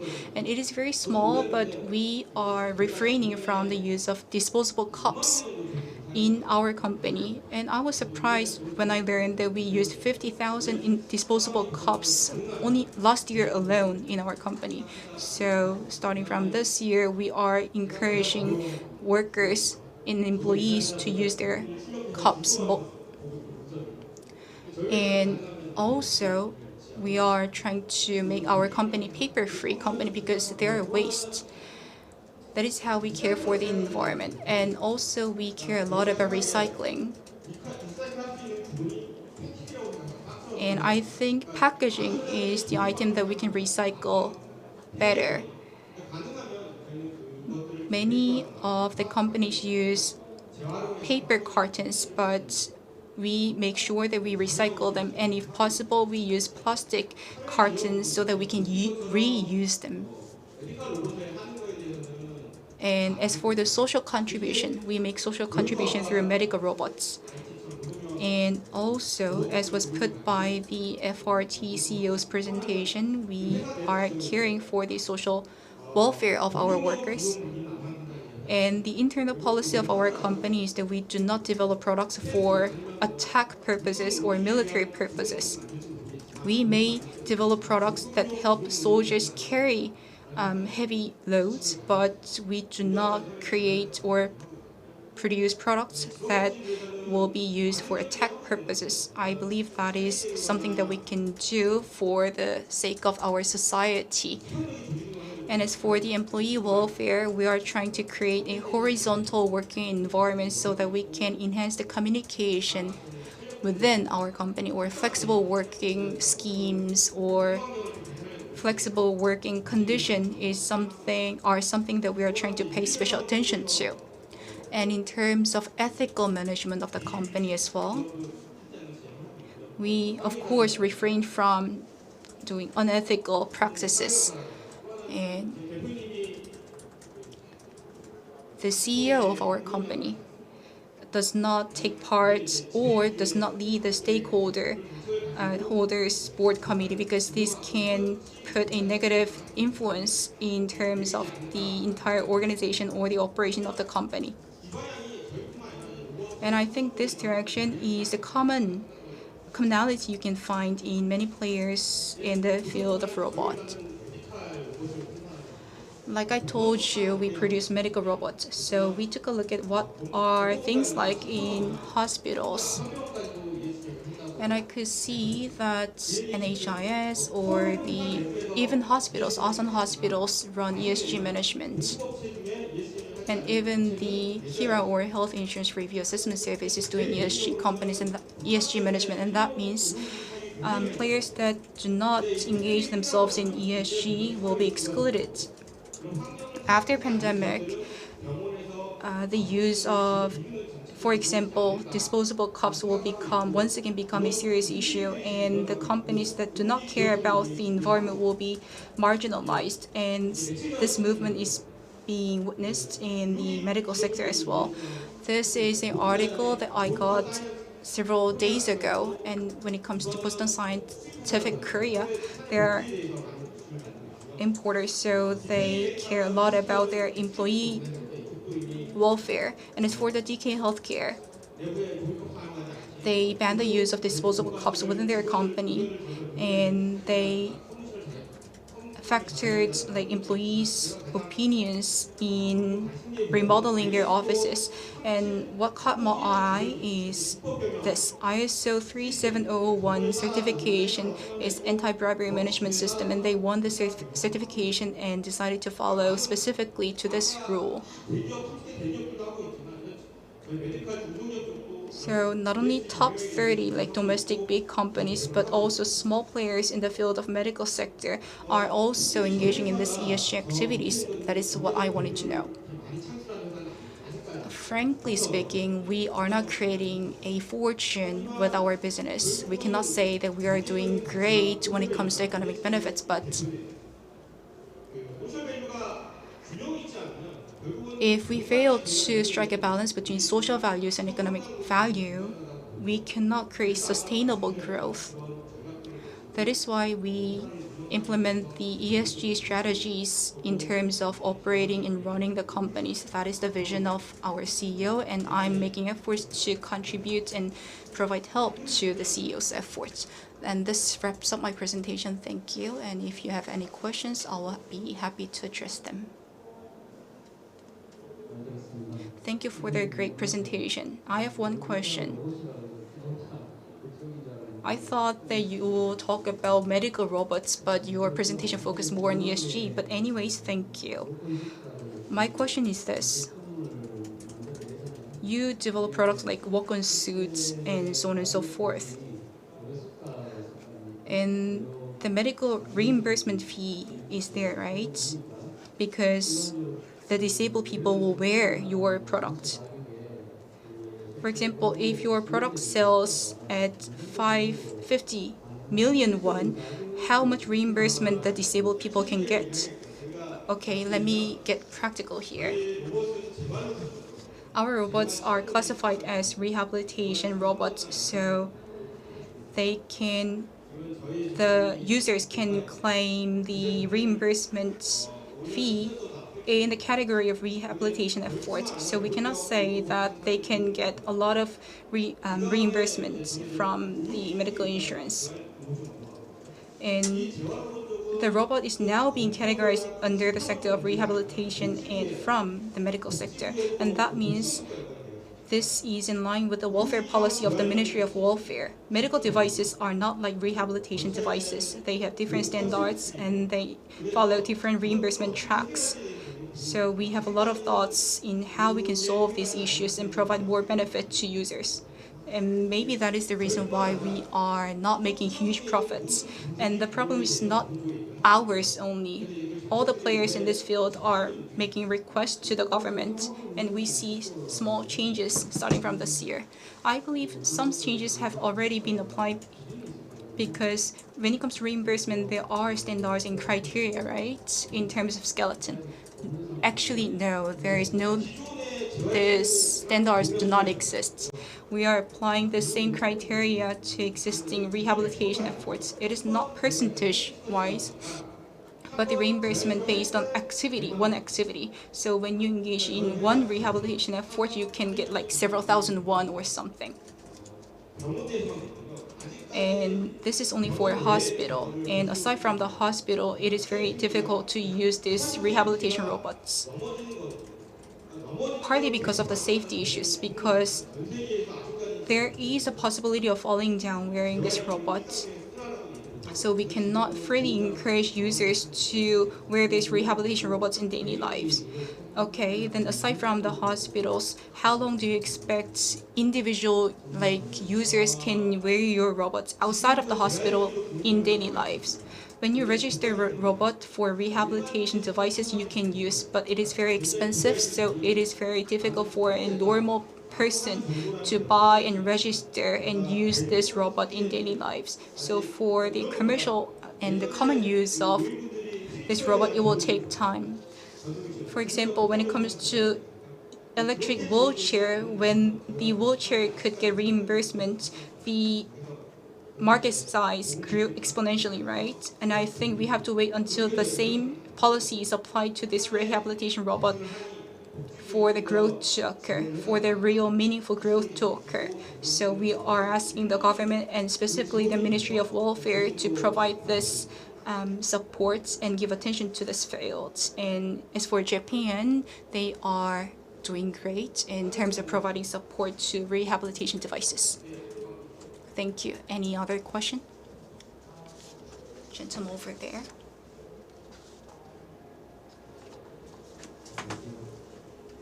Good afternoon. Hi. When it comes to ESG management, I wanted to listen more of the robot examples. What I learned is battery examples. So can you share some of more examples from the robot industry? Yes, ESG management from robot industry. Yes, I wanted to give you more examples, but I couldn't find some more. That is why I shared Hyundai's examples, and you can see similar report from Hyundai and also Rotem as well. If you want to learn more, you can download this report from the Hyundai webpage free of charge. And the report comes both in English and Korea. And when it comes to Hyundai Rotem as well, they are kind of pioneer when it comes to ESG activities in the field of robot. So if you read the reports, you can see how Hyundai is trying to approach this robot industry from the ESG perspective. Like it is like 2 or 3 pages long, but this will provide you some level of insight. I myself wanted to find some examples that exactly fit robot industry, but I myself failed.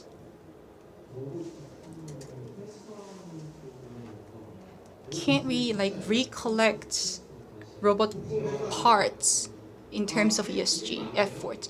Yes, we're giving it a lot of thoughts as well, but at our company we are giving it a thought, but we are not implementing this policy. Maybe recollecting parts and reusing the parts. This is the one of the area that we are studying, so that maybe we can apply this to our next model. Then the core part is motor, right? And if the motor runs like several hours or a few hundred hours, the durability might expire, but if we recollect and reuse it, maybe this will pose safety issues. So about these issues, we are trying to find out what is a good balance. Thank you.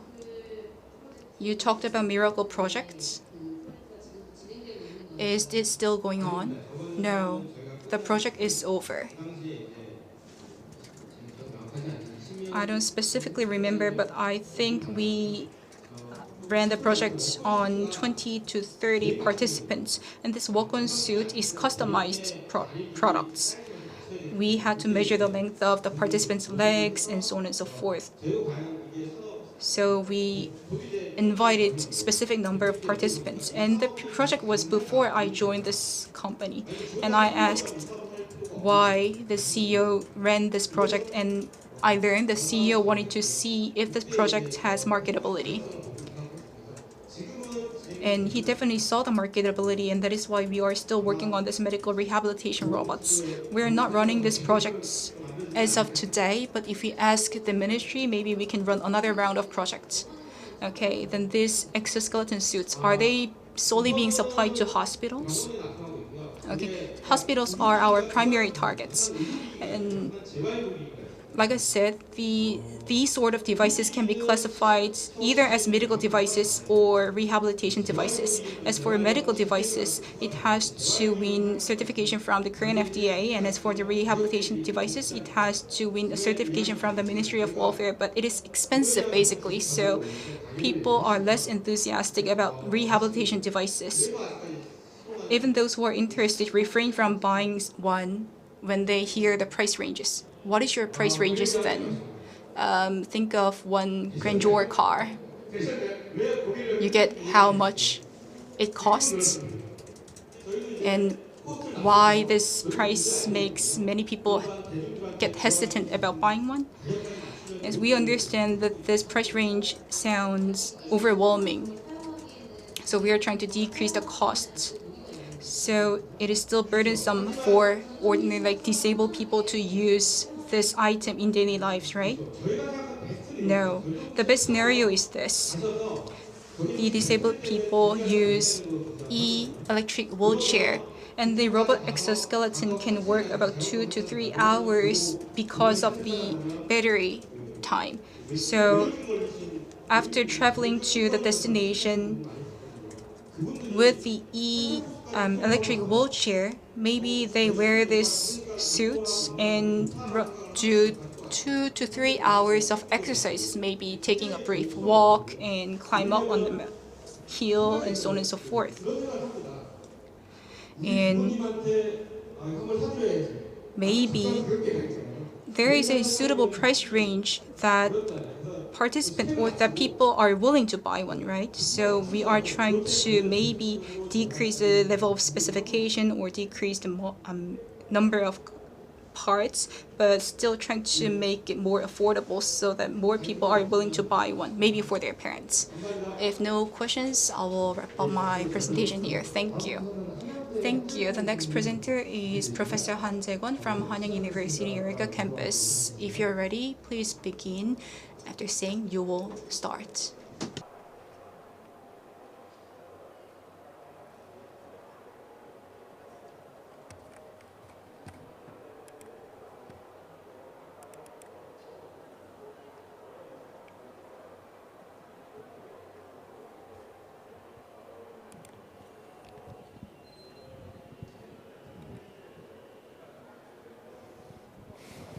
네, 준비됐습니다.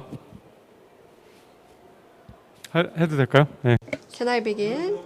Hello, I am Professor Han Jae-kwon from Hanyang University. Thank you very much, Mr. Lee, for your presentation. Well, I really respect Angel Robotics. It is one of the few companies that I respect, so it was really great to hear your presentation. So I think I have to talk about Genesis. I will talk about humanoid robot. Can I take off my mask?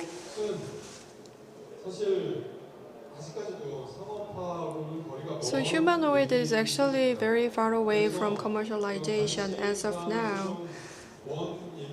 So it is not in the middle of the attention, but I think if you think after 10 years or 20 years, somebody must go into this direction.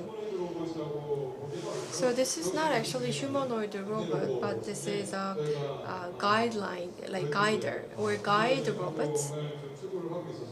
But we are actually trying to make some economically feasible projects as well. So this is one of good example, I think.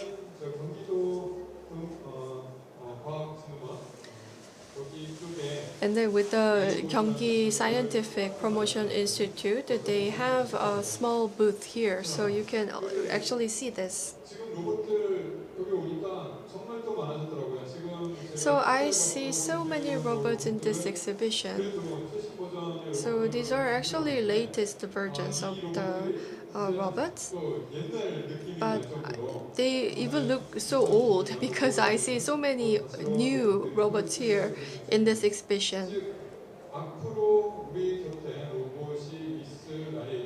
So I believe that the day when we live together with the robots will come really soon. But actually, we are working on the humanoid, which is our less commercially feasible. So if you look at this space, and if you look at the space that we are living in right now, regardless of the type of the product, they all suit your body, like they all suit human's body.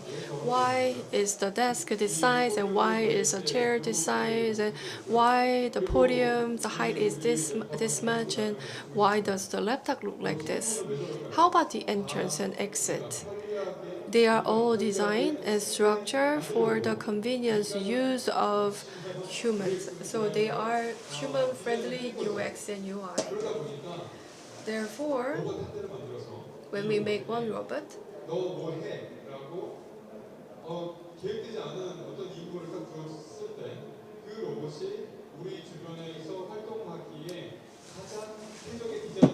so what's the optimal design? If you ask this question, I will say human-friendly design, because all of these devices and tools can be used by the humans. So if the robots are look like human, then they will be able to use the tools. So logically, that makes sense.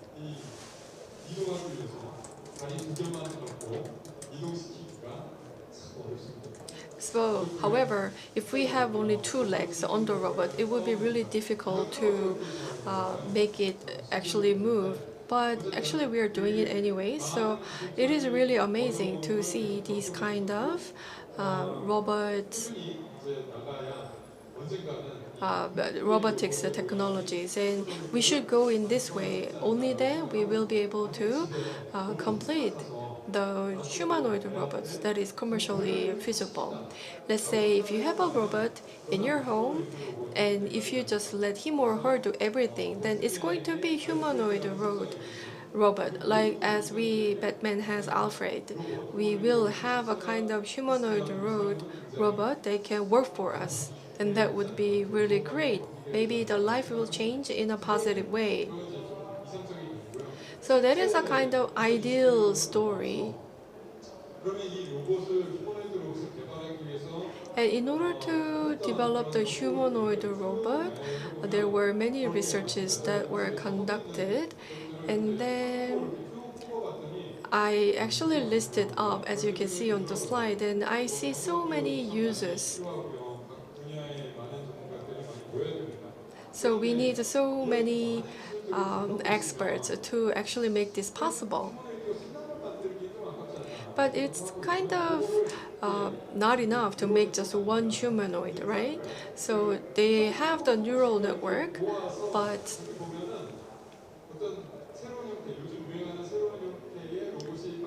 we can make a new kinds of robots like delivery robots or service robots or many different robots that we can see these days around us.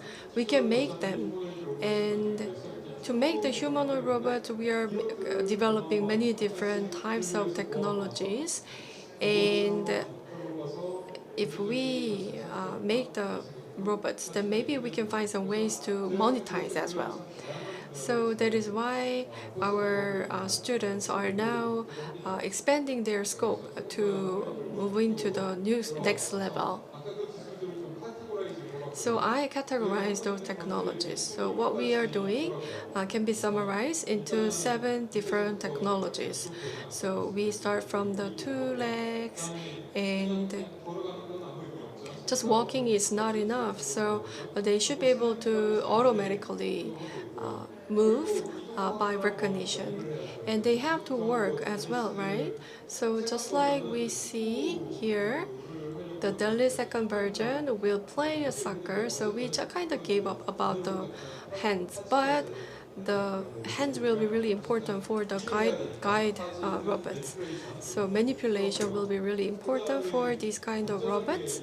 And safe movement is really important, right? So they should be able to stop when they face the obstacles. They must physically interact with humans. For example, they must shake hands with humans as well. So in order to actually move and work together with the humans and have some smooth communication with humans, we use voice recognition as well as vision recognition. And then all of these will together will be controlled by AI. So we have 7 technologies embedded in our humanoid robot. And then we must also work hard on these.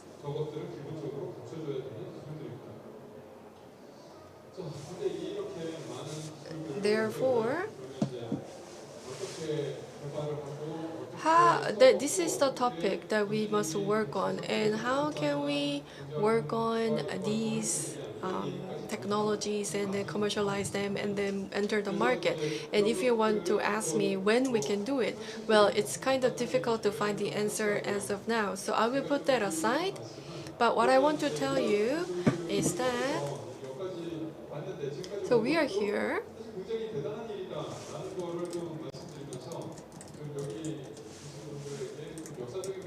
So I want to talk about some historical context and the direction that the humanoid robots will take in the future from a bigger angle and bigger perspective. So let's go back to 10 years ago. So let's look at the history of the humanoid development.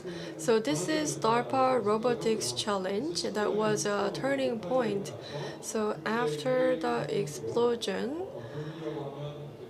10 years ago, well, robots actually were dispatched to the mission, but they didn't do anything. So DARPA took it as an opportunity to host the robotic challenges. So that was a survival challenge from 2011 to 2015. And then many rounds were made, and so those who actually pass the stage will move on to the next level, and etc. So 250 teams participated from across the world, and 25 teams went to the finalist. And then at that time, their missions mostly focused on the development of the humanoid. So they monitored the Fukushima explosion, and then they found out that the robotics must be able to work on these 8 tasks that you can see on the slide. And after 1 year of research and development, they revealed this result, as you can see here. But in order to work on these missions, their shapes must be humanoids. So that was somewhat agreement in this field. In a nutshell, if you want to make a robot work for yourself, and if there's only a single robot, and then if that single robot has to be able to work on many different functions, then the shape must be humanoid, like just like human. So these are the results that you see. So you see that we start from the drive utility vehicle, and autonomous vehicle is also a very difficult topic. So radar and visions are all attached on the autonomous vehicles, and sensors will make decisions and will drive the car. And 10 years ago, one robot was sitting in a chair, and then it was driving in this task, like by using accelerator and brake functions and etc. And then people were a little bit confused because there's a humanoid robot that looks like human was sitting in the chair that was designed for the human. So that was the first starting point. And after that, the second point was exit utility vehicle. Actually, it was really difficult to get off from the car. And then the third mission was open and go through door. Does it look easy? Actually, it's challenging because there are so many types of knobs on the door, so we don't know which kind we will see. But humans can get accustomed to any shapes of the doors, so they had to spot a location that they can pull or push on the door. And in 2012, deep learning was not common, so AlphaGo shock came in 2016, as you will know. And then the fourth mission was locate and close a valve. And then after passing this mission, well, it was well proven that if somebody actually worked on this fourth mission, the Fukushima accident would not have been happened. And then the next mission was cut through wall, and then the next one was surprise task that was kind of unexpected. So we don't know why, but they actually named it surprise task. And then also they have the next mission called Rubble, clear debris or walk on rough terrain, and then they will climb stairs at the end of the challenge. So they had to complete this within just 1 hour. So how are you going to design your robot to finish these tasks within just 1 hour? Of course, you will choose the humanoid, the human shape. There were some variable designs, but they actually find it really difficult to challenge. There were some spiders, or some other animal shaped as well, but those finalists were mostly humanoids that really looked like humans. So in 2015 and in June, 24 teams across the world from 6 countries, including South Korea, participated in the DARPA Robotics Challenge Finals. And from Korea, we had the teams from KAIST, Robotics, and SNU, and I was the team leader of the Robotics. And then actually Japan teams were really great, so they were kind of legendary. They had a legendary figures from the humanoid community, and from United States, there were some people who actually made athletics like MIT or DRC and etc. And NASA also participated here as a supporter.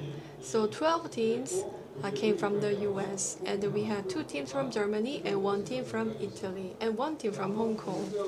So let's look at the pilot robotics in the final list. You see that there are so many tricks. You know, this robot put up one leg out of the vehicle, and then we see there are so many humanoid robots that actually work on the missions. And we came to know that robots can do these things and cannot do these things. And then this is the impedance control. And then they had to control the power really well, otherwise they would break the wall. And this is surprise task. So they had to pull out and pull in the plug-in. And then you see this is the second last mission, that is to clear debris or walk on rough terrains. And then if they climb the stairs, then the mission will be finished. And actually, KAIST won the challenge, led by Professor Ojuno. And then that was the consortium, the global level consortium, and I really envied the team because I was the next team, the team robotics. I didn't envy them because of the $2 million prize money, but that was a really historical moment for the Korean robotics community, so that is why I envy them. So while working on these DARPA robotic challenges for 3 years, we saw very significant developments in this area. I think the participants actually maximize their capabilities to participate in this challenge for 3 years, and I felt like I was actually working together with the best engineers and experts from different countries, and we gathered them all together, and then we finally developed these kind of robots. And especially if you see the Boston Dynamics.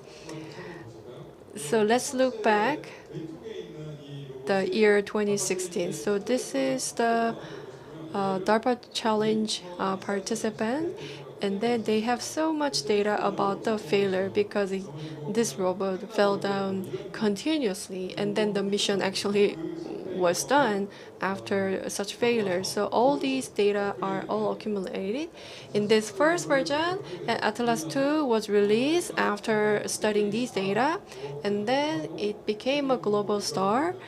And then now it can do some dancing and some other functions. And in our booth, you can see permission to the robots that dance to the permission to dance song. The height is about 1.4 meters, and you can come and see this robot named Alice in our booth. Then we are contacting BTS's company continuously to promote our robot. And then we are actually using the BTS song, Permission to Dance. I hope it is okay. So let's watch the video. So it's well controlling the power. And then this is actually pressure-based controller and electronic motors limitations are well satisfied. And I think this is the most challenging mission because it is walking on the snow field, and it is well controlling the power and pressure.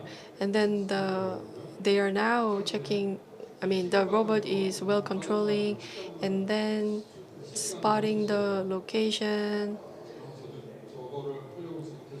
And then actually I'm working on this as well, but it's not easy at all because the power is not strong enough. And then impedance control is really well used by this robot. So I titled this May the Force Be with Robots. like Jedi. 자, 일을 시킨다라는 개념을 이제 휴머노이드 So, we are making robots work for ourselves, and I think this is the beginning of the collaborative robot, maybe the initial idea. So, based on the power, if they work on something, and then they can maybe respond against some situations, and then if they do so, they will become the safe robots. Let's say if they hit someone or hit a human, then they should stop. So if we just draw this technology and apply to the robot arm, and that is the humanoid. So in this way, we can develop a new kind of robot that looks like a humanoid. So actually, this robot fell down really many times, and then it's now standing up, and then I think it is kind of overcoming its trauma from the DARPA challenge. So this is the video from year 2016, and then I thought that, and then I think that this will be applied in many different cases, because many researchers graduated from the schools and changed to some new companies, and they actually made new robots that you are now seeing in the screen. Some robots related to logistics, for example. The market is really significant, and there is so much remarkable investment in this area as well. So I think we are kind of realizing our dreams with the humanoid robots and related technologies. And maybe someday we will reach the humanoid robot era. And it is called Lounge X. It is very famous for barista coffee shop. I think there are about 20 franchises across the country. And Fanuc, the big robot company, also developed very big robot that you see on the right. So I want to know the payload. And then you see that the technologies are now expanding across the world and in the community, and humanoid robotics are making contribution. And this is my project. So after the DARPA challenge, I came to Hanyang University and I started to work on many different projects. And then all of the challenge experiences helped me out with the next project. During the Pyeongchang Olympics, we used this Diana, deep learning based robot that can actually ski. And then autonomous driving was possible by recognizing fingerprints. And then this is a kind of application. So it can just hold the power from the ski, and then it could keep going. And then you see the lines at the back, and then I'm just following it. I'm not controlling it. I'm just following it for safety reason. And then I think the most important technology here is holding the line. So I should not be too powerful, and then I should not be too weak. So I should just hold it without giving any influence over the robot. And I'm wearing the gloves. Actually, that's not me, and that's the national athlete. And then he's currently studying in SNUs for doctoral degree, because he got influence from our team during the Pyeongchang Olympic Games. And then we are also participating in the RoboCup Day every year, and this is autonomous soccer play. Our two robots named Alice are participating here, as you can see, and then they should be all localized. And they are now playing one-on-one soccer game. And actual matching will be 2-2-2 or 3-2-3. and then 14 meter by 9 meter field will be used, but I think that size will get even bigger to 20 meter by 20 meters soon. And then on the left, we have two videos, but they're not playing well, so I'm going to skip here. So this is a robot that's actually acting with an actor named Jo Jin-woo. And then this is a Hanna Hotel in Myeongdong, newly opened there, and then receptionists are actually robots. So some of the humanoid components can be used to commercial application. So that is why I want to maybe establish a company to work on these technologies. So with that, we will continuously develop humanoids through Robocop, and then its target is 2050. And then I believe that the World Cup finalists will be able to play with the RoboCup finalists. So and then they hope that the robot teams will win against human teams. So please search in the Google to get more information about these targets. So this is the end of my presentation, and thank you very much.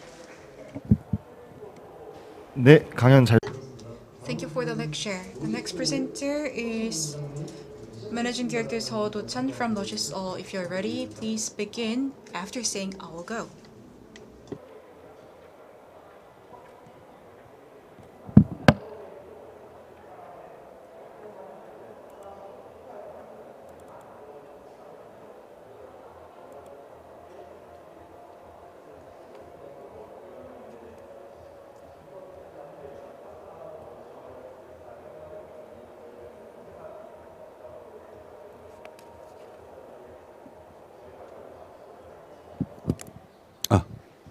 예, 인사드리겠습니다. Good afternoon. I'm Seo Do-chan from Logisol.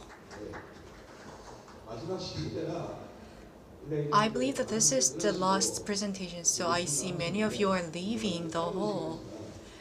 I was given 30 minutes, but I will try hard to make it interesting. I'm from the logistics sector. The director from the Angel Robotics or the CEO Jung Dong-myung are making robots, right? They are producers and they are service providers. But actually, I think I am from the side of users. So I would like to focus on what kind of technologies we're using in the field. So let me start by introducing my company and try to move on to the ESG strategy and the solutions. Let me be brief. The company was established in 1984. I believe we became the first player in terms of ESG in Korea. If you look at the logistics sites, there are a lot of pallets and sites, right? But we have become the first player to adopt pooling system where we recollect and reuse all the pallets and containers. And our sales reached $1 billion milestone or 1 trillion won milestone. And I'm currently working at the Logis and Consulting Engineering, which is a subsidiary of the Logisol. The robots are being applied to the logistics sites with the work that I am doing in my company. A lot of talks has been delivered in the field of ESG, and like I said, we are the first player in the field of ESG. We have 30,000 pallets, 30 million pallets, and we are covering US, Japan, and Korea and reusing it. And as for the containers, we have like 20 million containers. And I believe that when it comes to cold chain, we have developed a container which can reshape the entire cold chain delivery line in Korea. And as for containers, many of the containers are fixed ones, but we have developed a foldable containers. This is not being commercialized yet, but this can reshape the marine shipping industry. And I looked at data and found out that empty containers, the containers that moves around globally, have empty containers. Actually, 40% of the containers that move around are empty. So we can make a lot of efficiency improvement if we deal with it. And as for the social sector, The Jikbang, which is a real estate trading platform, is a big thing, right? So we have created similar application in terms of logistics as well. And plus, we have established or developed the autonomous robot that can be used in the logistics site, and also wearable suit as well. We are using it on site. The things that have been developed by companies like Angel Robotics are actually being applied to site. And as for the governance, we have been doing ESG management starting from the 1984, and we are still doing it. So I'm happy to share that fact with you. As of 2011, 3.2 billion parcels have been delivered, and among them, 600 million of them were ice boxes. And these ice boxes are actually demolishing the environment. And this problem has been long known. And in order to eradicate these so-called ice boxes from the Korean delivery system, we have developed a container box called Kokon. This Kokon is a reusable box. And we need something more than container, right? In order to create circular delivery system, we need tracking system and storage management system. And we are working on this and created this IT platform to enable this tracking of the boxes. But in order to commercialize this, all the players in the society should become more familiar with the concept of reusable boxes, and along with the Ministry of Environment, we are making efforts to commercialize and put this practice into use. And the second is the container for marine shipping industry. We have created foldable container. And what's important is this. The normal container that we are used to is called dry container. And what's important is the foldable container should be as sturdy as the dry container, and that means it should bear at least 24 tons or 32 tons. But we have managed to create this foldable container which can endure same weight, although we didn't want the commercialization or the certification, but we are about to and try to apply this foldable container to the actual field. And the next, UFlow. Like I said, and in terms of real estate industry, there is an application called Jikbang, and UFlow is a Jikbang for the warehouse management. We have created databases over the information that cover warehouses all across the country. So utilizing this UFlow application, you can look what warehouses or which warehouses are empty, and this application allows you to make contact with the warehouse owners as well. Please take a look at the video.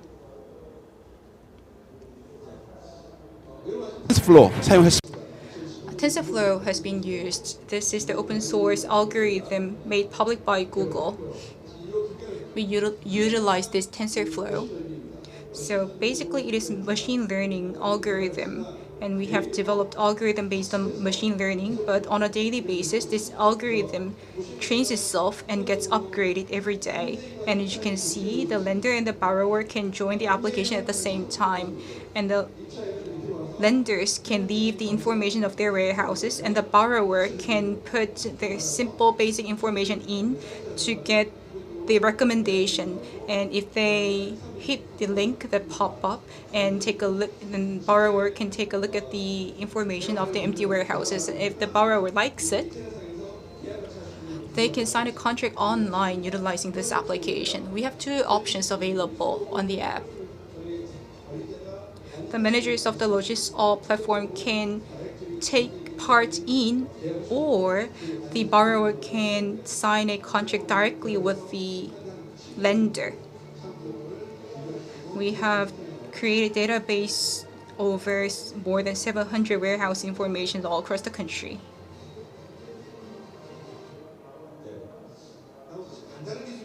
Next, this is a simple technology actually, but if you visit the logistics center, a lot of forklifts are being used. Have you ever been to Gunpo, the complex logistics center in Gunpo? there you can see the world of forklifts because forklifts are everywhere. There are actually more forklifts than human beings. And naturally, there are a lot of collision accidents taking place between forklift and human beings there. And utilizing vision technology, we have created this technology to prevent the collision between the two. And also utilizing UWB or ultra wideband as well. We have applied the sensor to a lot of forklifts to prevent the collision, and the business turns out to be very effective in preventing the collision. Please take a look.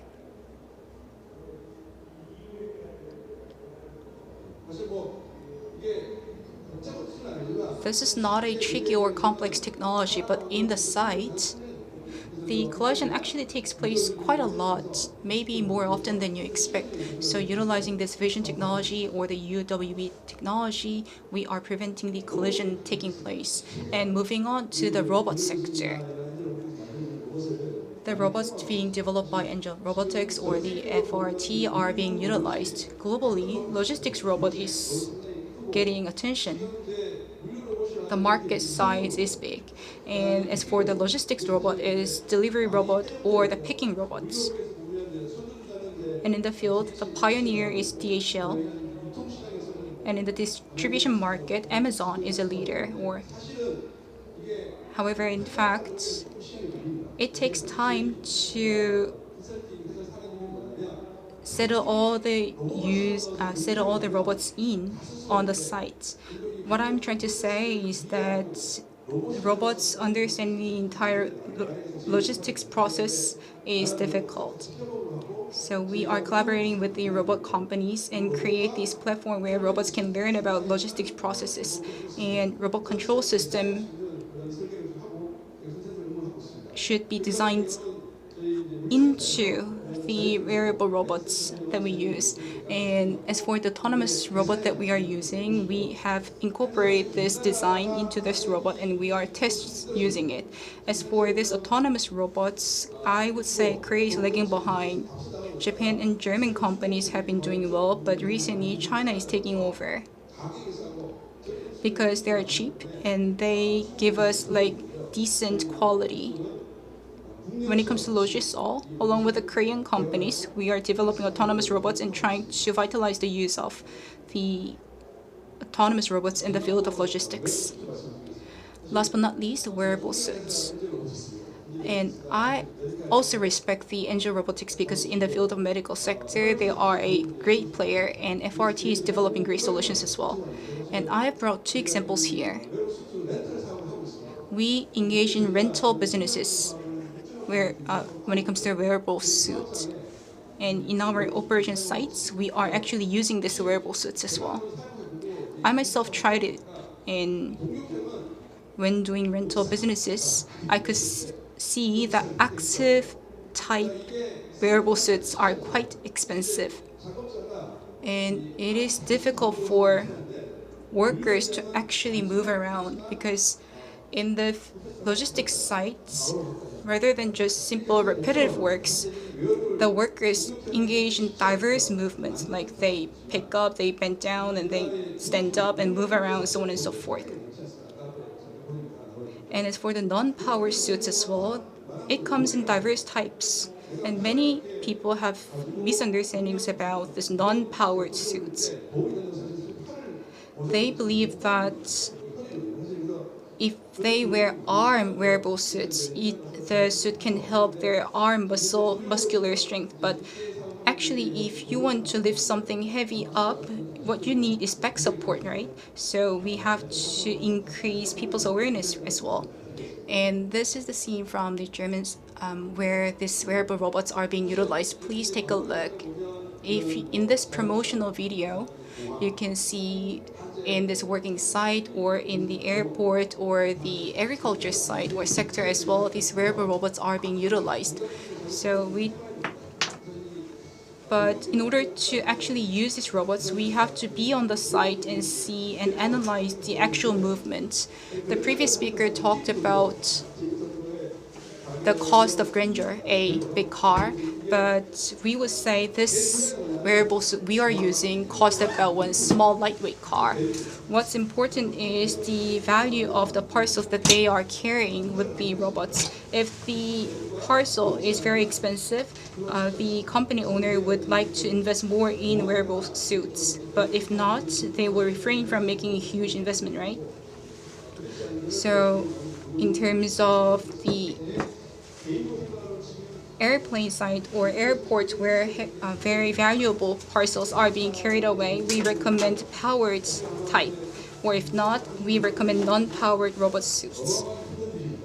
And in the construction site, it is very important, very difficult work. And also the logistics market, the delivery work is very labor intensive as well. So the market potential of the wearable suit is very big in delivery industry and the logistics industry. As for the powered suit, it has limited application, but the possibility of non-powered suit is big.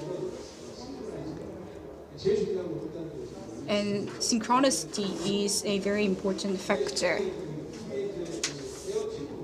And air tube is being utilized to support the user's back. So if the user is bent, it takes power, but if they try to straighten up their back and stand up, this back support wearable suit will provide great support. And the price as well is 1/5 of the other wearable or powered suits. Because as for the power suits, it provides good support, but it is too expensive to make bold investment in. But as for the non-powered suits, there are some differences between the powered suit and the non-powered suit, but it works well. It works okay with 1/5 of the cost. And we do rental businesses once again. So as for the monthly rental fee, if you think about it, the price is quite affordable and manageable. So we approach this from two perspectives. One benefit is that it can prevent musculoskeletal diseases, and the second factor is that we can enhance productivity. It depends, but it is said that the wearable robots can improve the productivity by 10 to 20%. So this means benefit, right? This means like saving of the costs. That is why the business owners are willing to invest in and rent our non-powered business suit, a non-powered robot suit. And this is what I have prepared for this presentation. And robots play an integral part in the field of logistics. And as was pointed out, all the technologies are being divided and subcategorized when being applied to the logistics sector. Peace-speaking technology has advanced a lot. So in the field of online fulfillment market, this technology is being utilized. And as for the box as well, depallet or palletized technology that was used in the traditional manufacturing sector can be randomly loaded and dismantled. So this technology is utilized. And autonomous driving as well. Rider technology, which was quite expensive, is now affordable. So from the 50 million to 20 million per unit. What I'm trying to say is this. In the logistics sector, we have labor shortage. The logistics sector is in chaotic situation mostly because of the labor shortage. That is why robots will play a big role in terms of social contribution. And I'm talking about efficiency right now, but moving on in the future, because of the serious lack of human resources, the robots might replace human labor. So in this regard, robots may play a very important role. And as was pointed out, recycling is a big issue as well. From this S or society perspective, robots might help us address difficult societal problems.